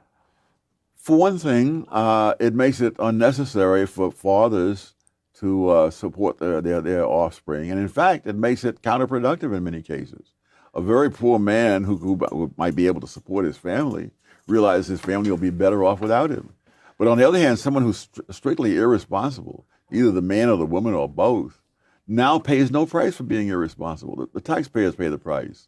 And actually the harm done to the taxpayers, which is serious, still is not comparable to the harm done to the families, and especially the children. To the kids. Yeah. This is again, he's talking about the negative incentive structure within the welfare state, and he's actually making the argument because there's a lot of conservatives will make the argument that, well, this is unfair to the taxpayers to confiscate more and more of what they've earned in order to give it to somebody else who may be in a situation because of purely bad decisions that they continue to make. And now what we're doing is we're forcing someone that made good decisions to subsidize someone making bad decisions. And that disincentivizes people from working hard at the same time that it disincentivizes other people from making better decisions. That's a morally perverse, not just an economically perverse system. He's arguing that on the whole, it's actually worse for the person trapped in that welfare state because again, you're not just incentivizing bad decisions at some level. You're incentivizing self-destructive decisions, not just for you, but for your children. And my father was in LAPD, and he remembered telling me one of the more heartbreaking things that he saw was as he was working a beat in some pretty dangerous areas of Los Angeles, and kids that he had kind of seen growing up and whatnot, and they're about to graduate, he would ask them, what are you going to do after high school? And their response would be, I'm going to go on assistance. Like that was their career plan. Now you can look at that and say, oh, well, that's lazy or that's bad or whatnot. Well, again, if that's what was modeled for them and it made sense, economically it made sense for them because they didn't see the education they received or the circumstances they were growing up in as providing them a better opportunity. Well, then at that point, this is not a moral decision for them. It's an economic decision based off of what was modeled. And Sowell is pointing out to, again, the moral hazard associated with setting up a system that encourages that. And I think it's a legitimate question. And it also rips away this argument that if you oppose any of these, government-run welfare programs, it clearly must mean that you're greedy, you're selfish, or you just don't care about other people. All right? As Sowell's pointed out before, gosh, if the trade-off was actually producing something of value, where these programs are working so well that it was actually eradicating the need for the program, then you might be able to make at least a moral argument or an economic efficiency argument that this is a better system than what would otherwise exist. But the problem that he points out, and there's another book called Economics in One Lesson by Hazlitt that's really important. Hazlitt talks a lot about the seen versus the unseen. So the politician takes the money, the politician spends the money, then the politician looks at the thing they spent money on and say, without us, this wouldn't have been here. And what Hazlitt points out is, well, maybe it would have been here, maybe it wouldn't have been here. But what you're not pointing to is all the things that would have existed or all the things that people would have spent money on if they were allowed to spend it in accordance with their needs, not political wants.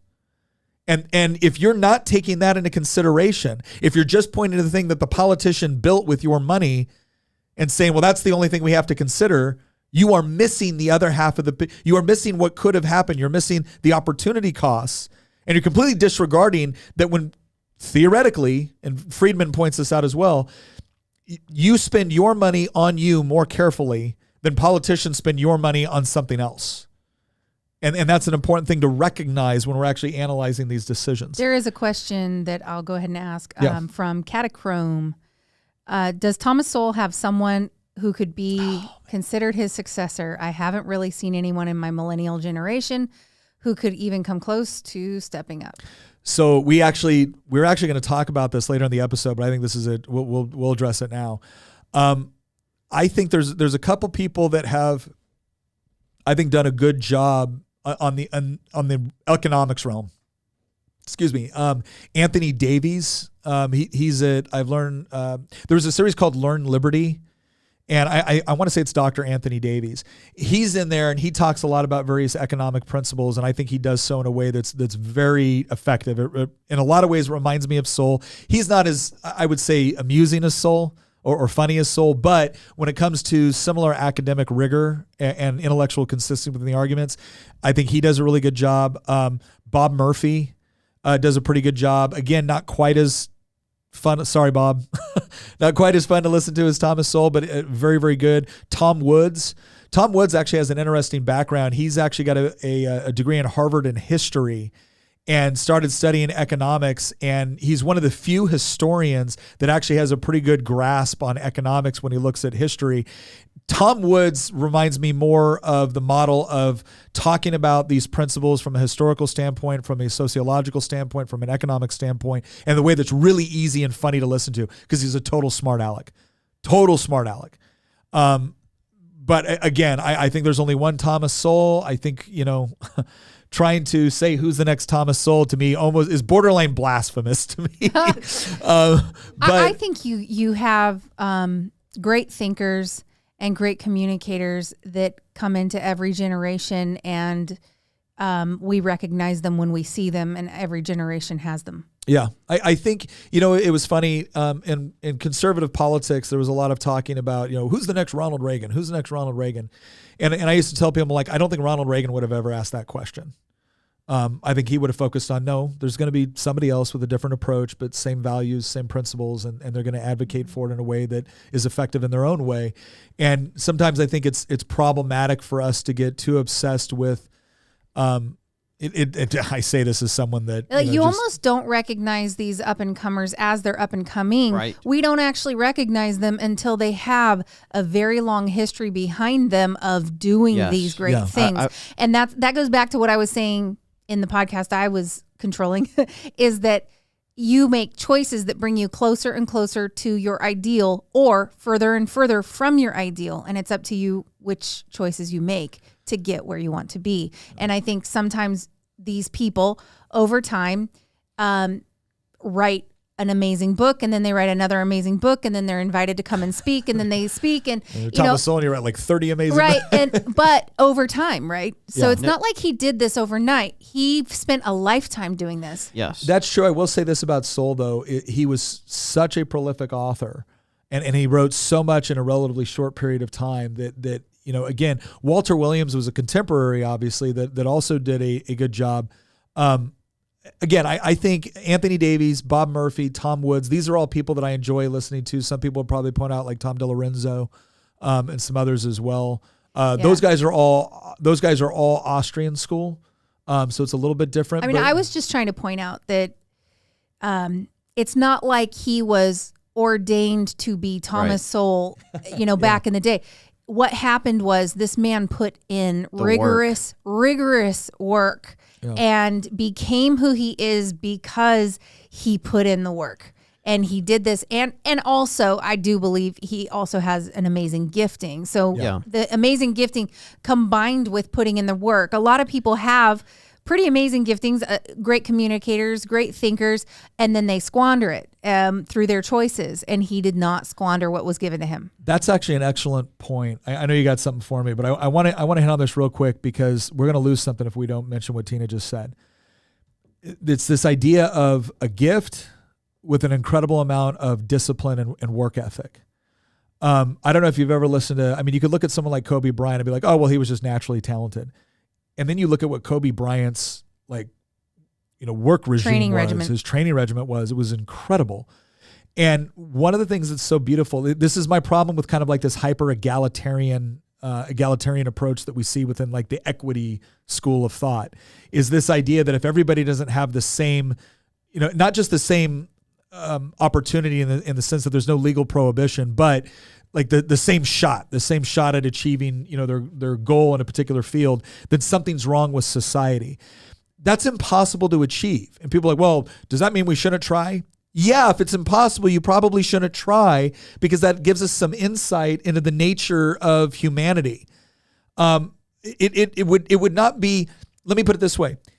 It would not be fair if someone had told somebody far more skilled at a professional sport that, no, you can't do that because we got to give Freitas a shot because he doesn't have the same, natural advantages or whatever else it is. That wouldn't have been fair to the person that does have those advantages. What I want is an economic system that allows me to find where the gifts that I have combined with my work ethic can allow me to maximize my productivity and contribution. That's what I want. I want to find that. And there might be some bumps in the road. You might have to struggle around a little bit to figure out where that is. But once you find it, what you'll find is that you find incredible purpose and meaning in actually carrying that out and developing it. But instead, if we're going to focus on, no, whatever the first thing that you wanted to do, whatever your passion was at that particular moment, if you don't have the same exact opportunity as everybody else, then society has some answering to do. No, it doesn't. That's called reality. So listen. If you find someone that you believe is at a competitive disadvantage but has a lot of grit and a lot of drive, and they are putting in the work and effort, and you want to come alongside and help them, excellent. That's what mentorship is about. And that person will genuinely appreciate the opportunity that they've been given because they know someone else sacrificed because they saw something in them. And so much of the encouragement associated with that transaction is so much more important than a government or a politician just saying, here's some stuff. But that's so critical, is having the opportunity, because in most places in the world, that's not how it works. In most places in the world, your future is largely determined based almost exclusively off of the conditions or circumstances that you were born into.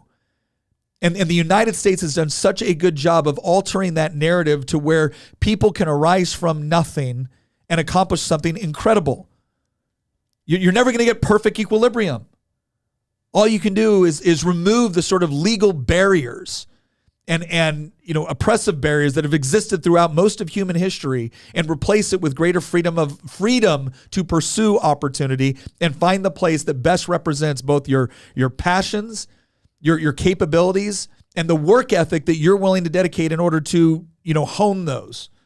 So anyway, I was just going to make a comment very quickly that Thomas Sowell didn't become really famous until his speaking career, his writing career, his doing interviews had slowed down.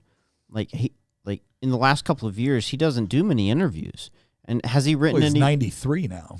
Right, but my point is that he didn't become very well known until after he had already put in all the work. Oh, he had written several. I forget what book he was on and what speaking before he really took off. I think Free to Choose and William F. Buckley certainly put him on the radar. But yeah, to your point, it was a lifetime of effort that has led him to this status.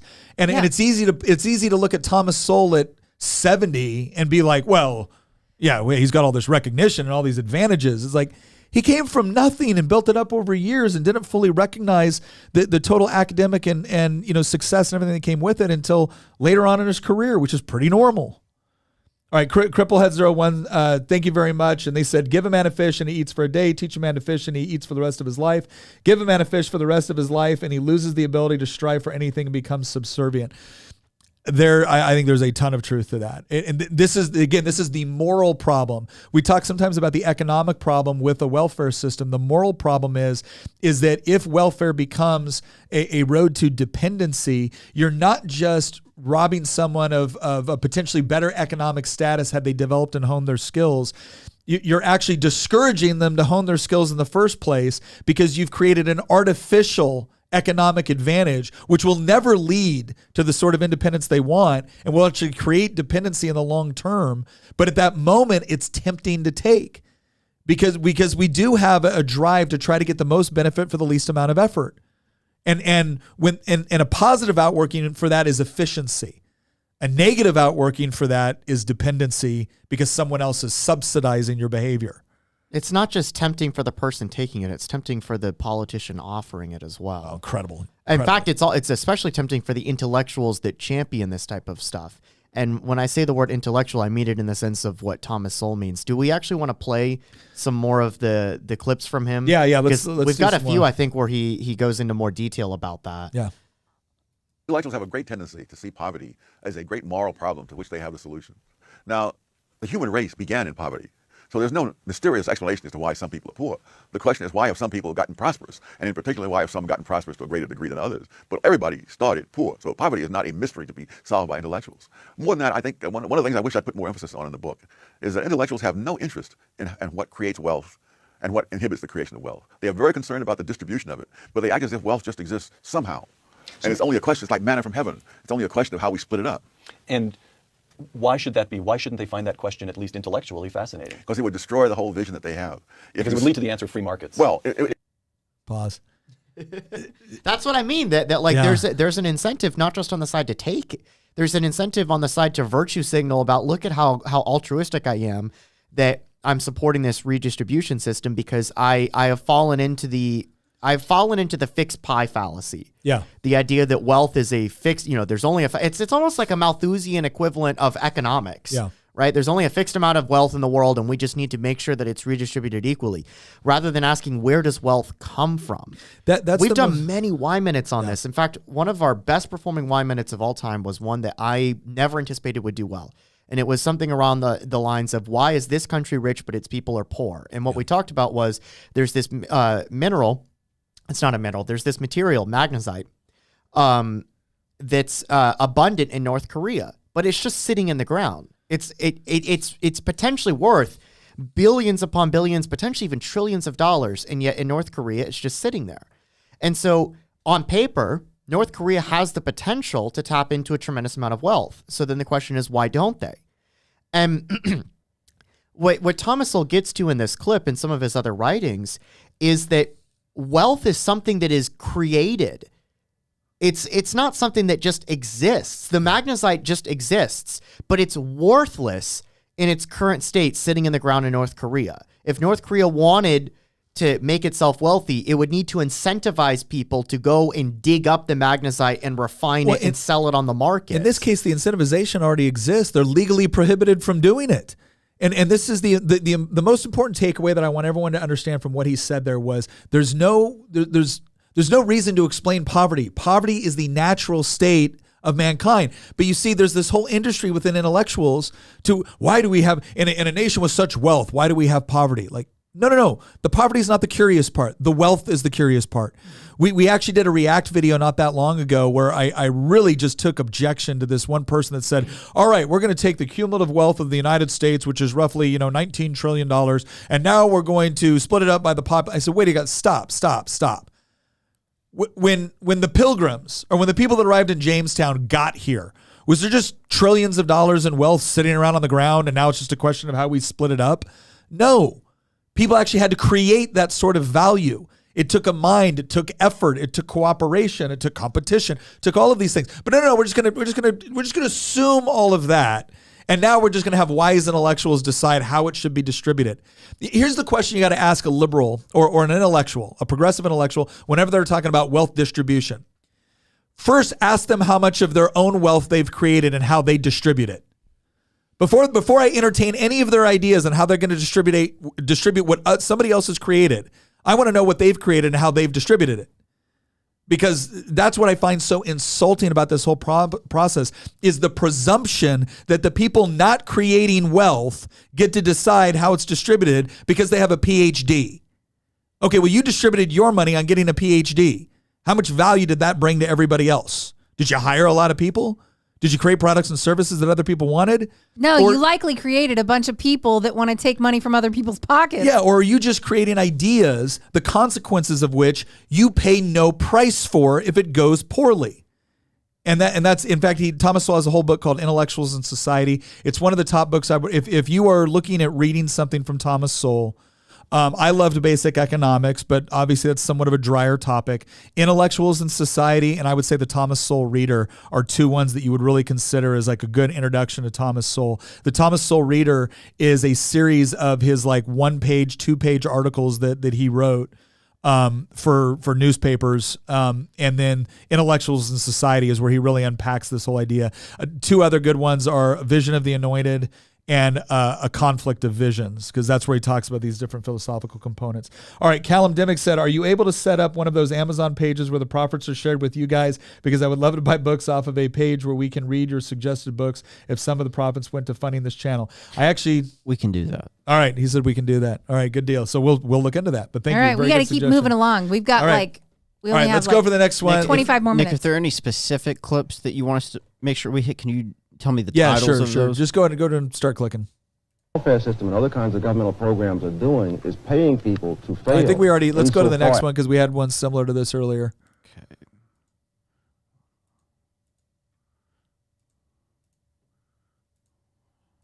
Warming. I think it's a classic example of the need for crusades. Now, many people are shocked by these emails. I'm not at all shocked by them. Global warming. I read the original UN study years ago, and I was just curious as to how they were going to deal with the question that the temperatures went up first, and then there was the increase in carbon dioxide. Right. Because you can't say that A causes B if B happened first. And so I read this, and I could see they were tiptoeing through the tulips and the way they phrased things and so forth. They couldn't confront that. And now we're finding out that they knew darn well they couldn't deal with all the evidence. So it fits the pattern of a group of intellectuals, climate scientists who have a very narrow competency, suddenly proclaiming that there's a crisis, scaring the rest of us, thereby creating a demand for their services, not as climate scientists alone, but as a kind of high priestly caste that can tell us all how to live and save the entire planet, and in the meantime generate billions of dollars worth of government programs to fund their research initiatives. And so it's a racket. Yes. Pause.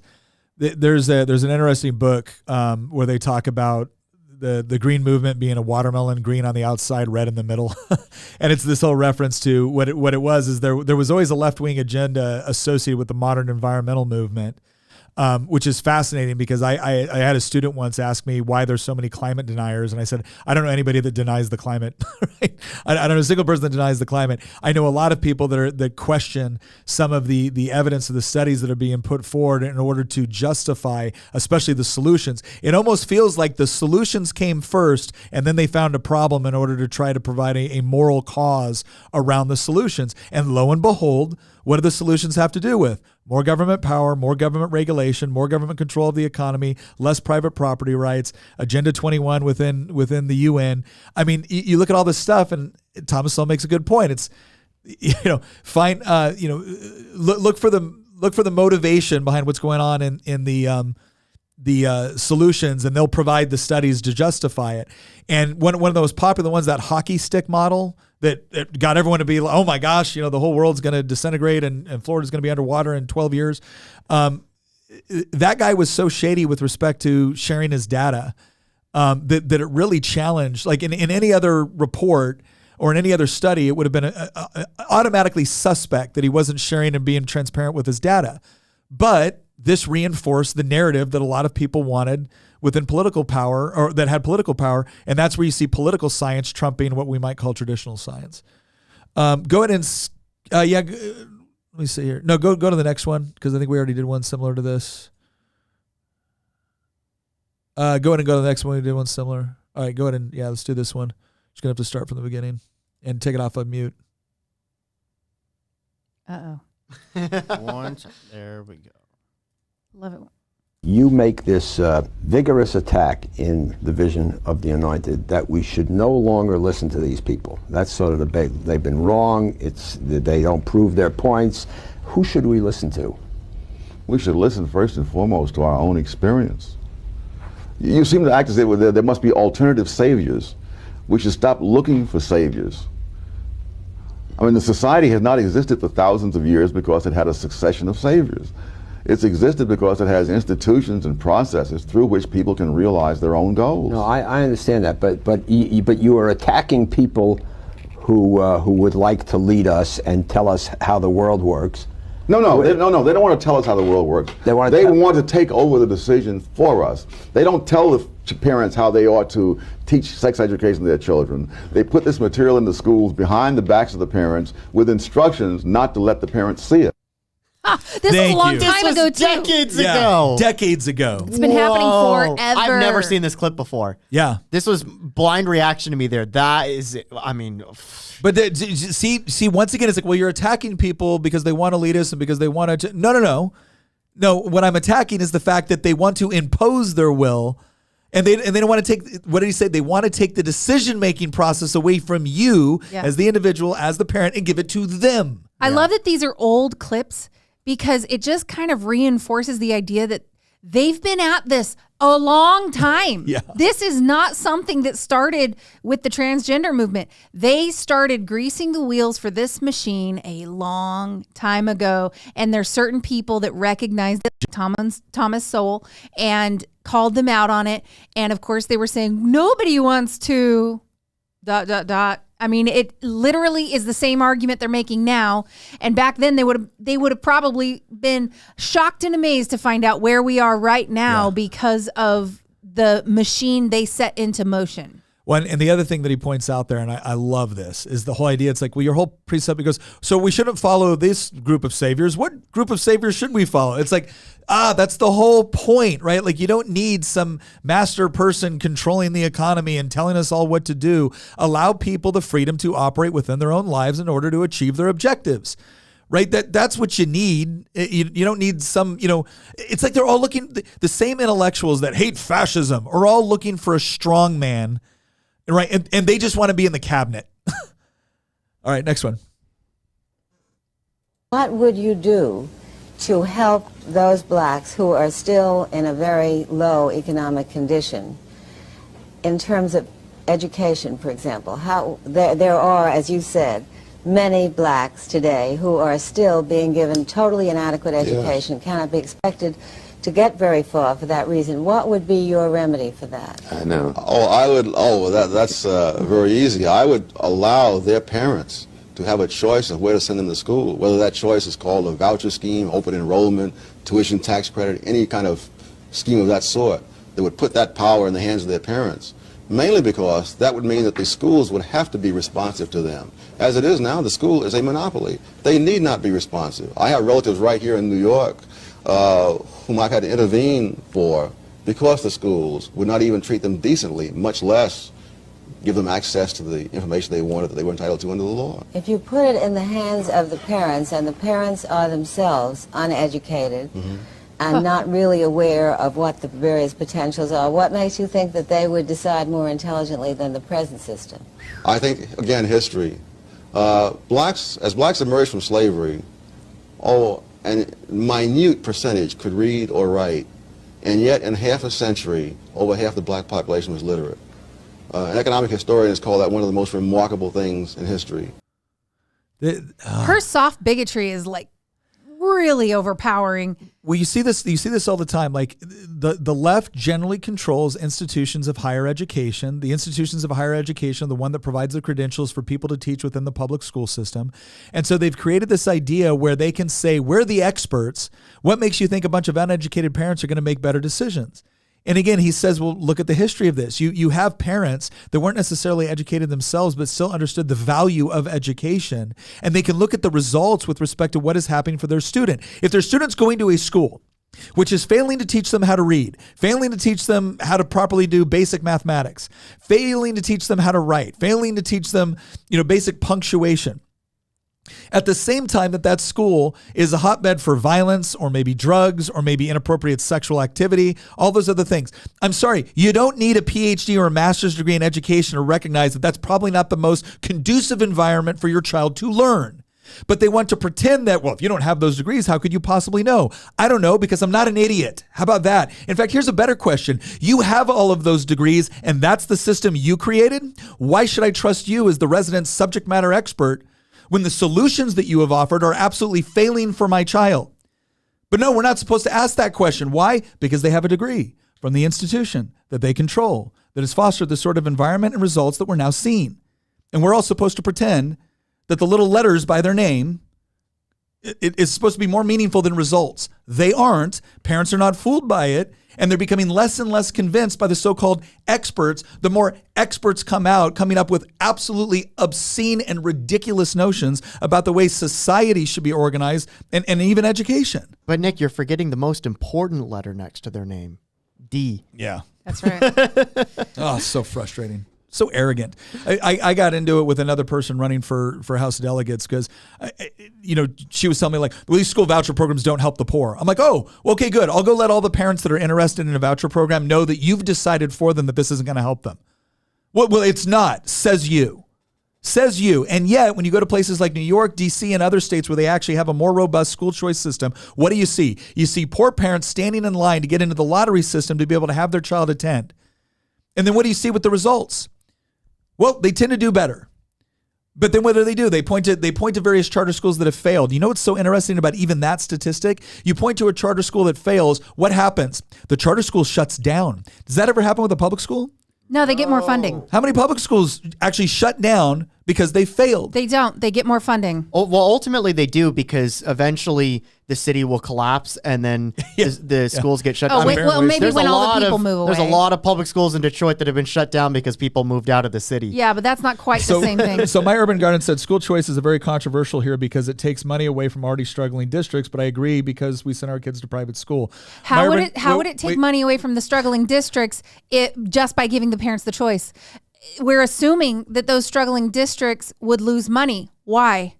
Because the parents could still choose to send their kid there. So why would they lose money? Because they're inferior, because parents are given another choice. And now, people have a choice as to where they send their kids. Well, just the idea that you would have to lock kids into a failing school because you're worried that failing school won't be able to attract children is really problematic to me.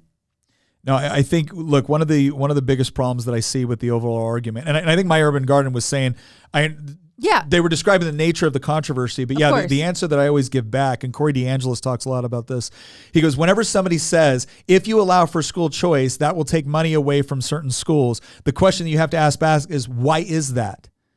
And because what they're admitting to is that if you gave parents an option to leave that school, they would.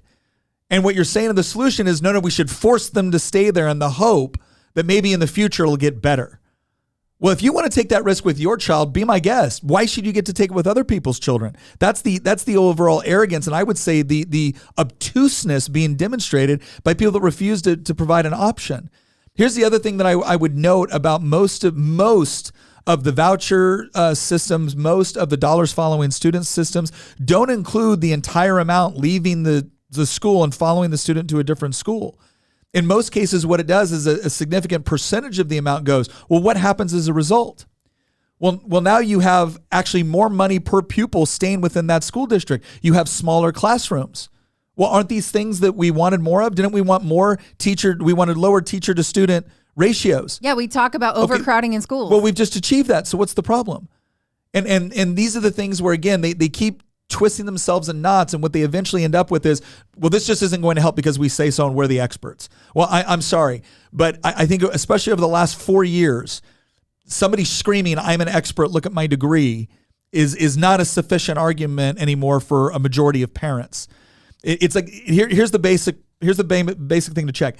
If you're going to tell me you're an expert, that should be evident in the strength of the argument you make.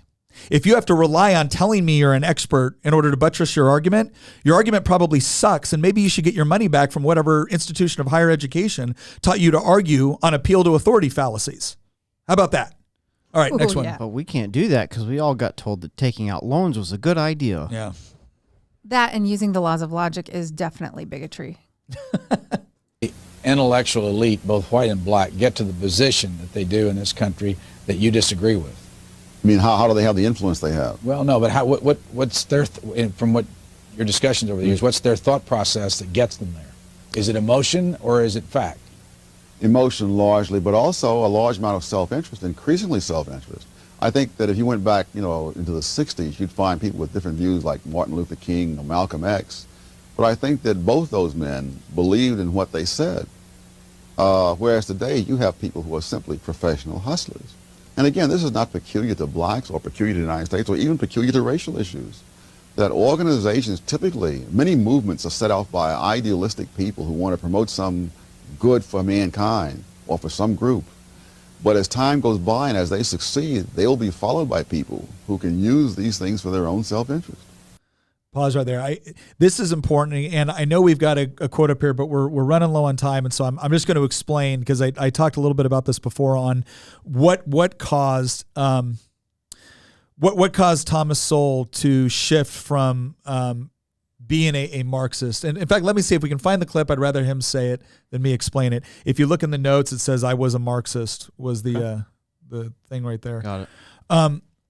I want to get to this clip because what he just described there about an institution or an organization starting off with maybe a noble goal and a positive purpose, and then eventually over time incentive structures can change based off on the institution having its own objectives separate from the stated objectives of the organization, right? The Black Lives Matter organization was kind of a perfect representation of this. It was our stated objectives are to improve Black lives in America. And then you actually looked at what they did with a lot of the money that they received, and it was very, very questionable on whether or not they were fulfilling that goal. And that's because there was two different incentive structures there. One incentive structure was the stated goals and objectives, which some were positive, I think some were very negative. And then there was other objectives that were internal to the membership of that organization that saw a financial benefit, among other things, from that organization. But let's go ahead and look at all right, go ahead. In the early years, you were a Marxist. Yes. What happened? How'd you get away from that? I took a job in the government. I went to the University of Chicago as a Marxist. After a year of studying under Milton Friedman, I was still a Marxist. But one summer of working in the government was enough to start returning around. Really, what happened to you there? Well, nothing happened to me, but that I realized that the government was nowhere close to being capable of doing what people on the left wanted the government to do. And that, in fact, we'd be lucky if they didn't make things worse. So he gives a specific example when he was working in Puerto Rico, and he had a question on whether or not some of the government benefits packages and the welfare programs and I think minimum wage and all this stuff was actually beneficial. And again, he's doing this as a Marxist, so he's predisposed to believe that the government should be doing this stuff and that it's actually going to produce positive results. But he was very intellectually rigorous. The stats and the data and the figures had to match up. And so he went forward with this idea on how he was going to determine whether or not the government assistance programs were actually providing the necessary end states. And what he found was the organization he was working for not only didn't want him to research that, but put up roadblocks to him being able to get the data. He even said, he goes, I requested that data, I think when he was like 23 or 24, he goes, I'm still waiting on it. And it's because, and he realized, he goes, they had no incentive, because if we had actually demonstrated that what we were doing was not beneficial to the people that we claimed we were helping, it represented a third of the budget of the government agency. And there was no way they were going to allow an internal report to demonstrate that the whole purpose of their agency or a third of their budget was actually producing perverse outcomes. And think about that for a second. That is what got him. It wasn't a bunch of great arguments from Milton Friedman. it was the experience of working within an organization or a government institution which taught him that, wow, this actually has its own objectives, which are completely different from the stated objectives of the organization. So again, I love Thomas Sowell. We're going to go over a couple of books and stuff like that we would like to share with you. If you really want a good understanding, like if you want to feel kind of properly equipped, I'm not saying this makes you an expert in economics, but if you want to feel really well equipped to be able to have kind of those everyday conversations about economic policies, Basic Economics by Thomas Sowell is outstanding, right? If you're not, he doesn't use a bunch of mathematical equations. In fact, this is interesting. This is actually one of the big departures from the Austrian school of economics versus the Keynesians. The Keynesians, the neo-Keynesians, all these other, more government intervention focused schools of economics are very, very big on, well, here's our mathematical equation and this is how this is going to work. And what the Austrian school and what the Chicago school to a lesser degree all state is, you're all expecting people to operate as if they're numbers on your Excel spreadsheet. As if they're letters within your complex equations. And it's not to say that the equations can't tell us something, but ultimately people operate based off of incentive structures. And understanding the individual incentives of billions of people around the globe is far more difficult to do than the econometricians believe it is. So Basic Economics is a great book for the layman to understand some of these concepts, which really fuel, I would say, an accurate understanding of how economics really works. I already mentioned before the Thomas Sowell Reader. Again, he was a syndicated columnist for a long time, and that book is essentially a breakdown of some of his best and most popular columns. It's a great, kind of what they call a bathroom reader, something you kind of pick up. You can read a couple chapters because each chapter is like 1 or 2 pages tops. And he tackles various topics. Sometimes a lot of them are economic, some of them are sociological, some of them are historical, and he does an excellent job. Intellectuals in Society is a great one as well. If you're really interested in school choice, he has a new book called Charter Schools and Their Enemies, which he did relatively recently. I think he wrote that book at 90. So it's got some great data, some great arguments to use if you're advocating on behalf of that. If you want some of his more philosophical oriented works where he's really talking about, we saw some of these clips where he talks about the vision of the anointed. Again, the vision of the anointed and a conflict of visions are really good introductions into kind of the baseline of Thomas Sowell's philosophy when he's looking at the way different ideologies approach problem solving within society. Do they focus on giving more control to government entities or centralization, or do they focus more on individuals being able to operate within the marketplace of both ideas and commerce? So those are great books as well. He's got some other ones. There was another one. What was it? I think it was Cultures and Conquest. Or Conquest and Cultures. It's one of those. Fascinating book if you're really interested in kind of history and anthropology and how different civilizations kind of developed and immigrated. It again, really, really fascinating work, and it just kind of shows the depth of both knowledge and study that Thomas Sowell engaged in. A lot of people, what they do is they fall into what I consider to be somewhat of a trap, where they get so hyper-focused on a particular discipline that they don't really understand how disciplines outside of that one affect it. And Thomas Sowell was incredibly disciplined in economics, but he also understood that there was a necessity to study sociology, history, anthropology in order to understand how these things work in conjunction with one another. And again, I just don't know too many people that have done such a good job looking at those other disciplines and not just assuming they can answer everything with a simple equation within something that they were hyper skilled at. So those are some books I would recommend. Christian, do you have any Thomas Sowell that you want to? No, I mean, you nailed all the big ones. I will say that there's other things outside of books that he's written that are worth taking a look at as well. He's written many articles that have appeared all over the internet. Nick's grandpa used to have the paper articles every single week, the Thomas Sowell, and he would cut it out. Yeah. Every week. So take a look at those. Those are pretty easy to find. He's written a lot more than just books. There's all sorts of his writings that you can find online without even having to go out there and order a book.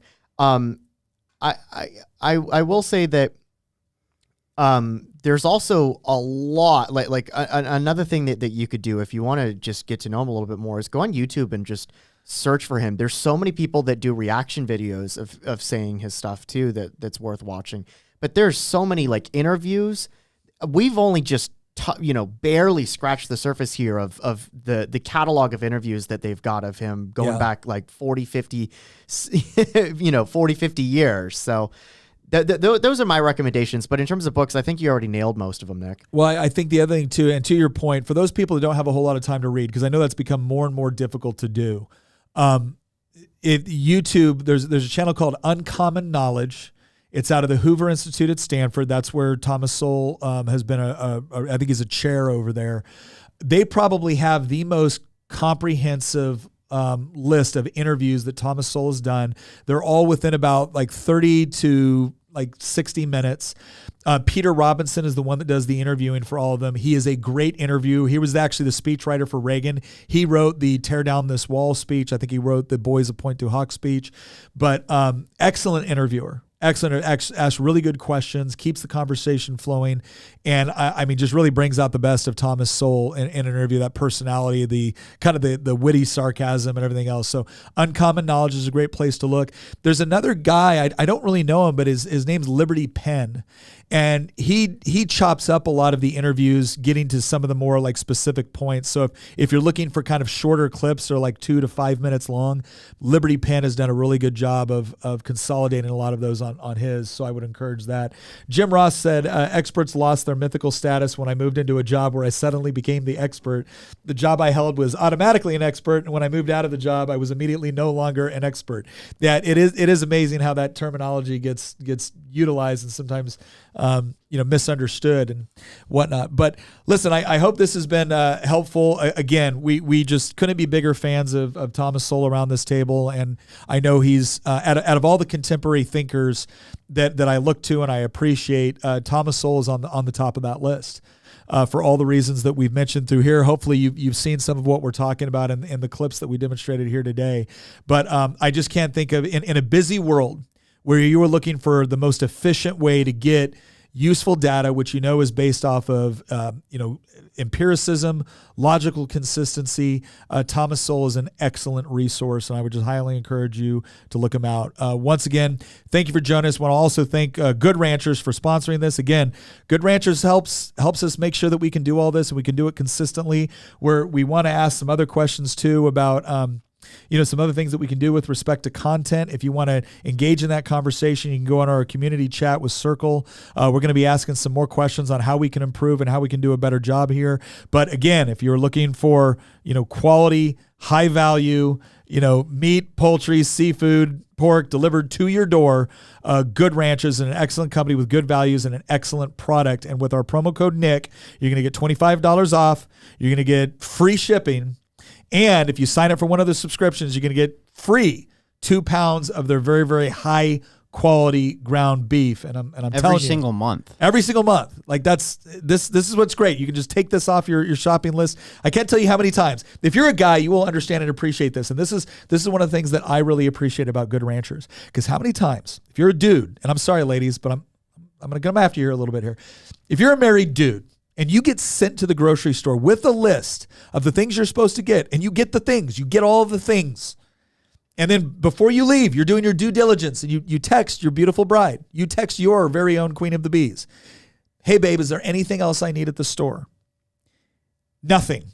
And then you get through the checkout, and as you're walking out to the car, oh, yeah, could you please pick up this? Well, Good Ranchers has provided a mechanism where because it's coming to your door regularly with a subscription, you won't find yourself in as many of those situations, at least not for the high quality meat your family needs. And you can lock in your price for 2 years. Yeah, that's pretty good. With all the changes in price and whatnot, locking in your price for 2 years is pretty good. Thomas Sowell helped me understand just how much prices change and why. That's right. Inside the grocery store. If you want to beat inflation, if you want to take a stand against inflationary monetary policy, Good Ranchers is helping you do that. Once again, thank you very much for joining us. Go ahead and use that promo code Nick, and we will see you next episode.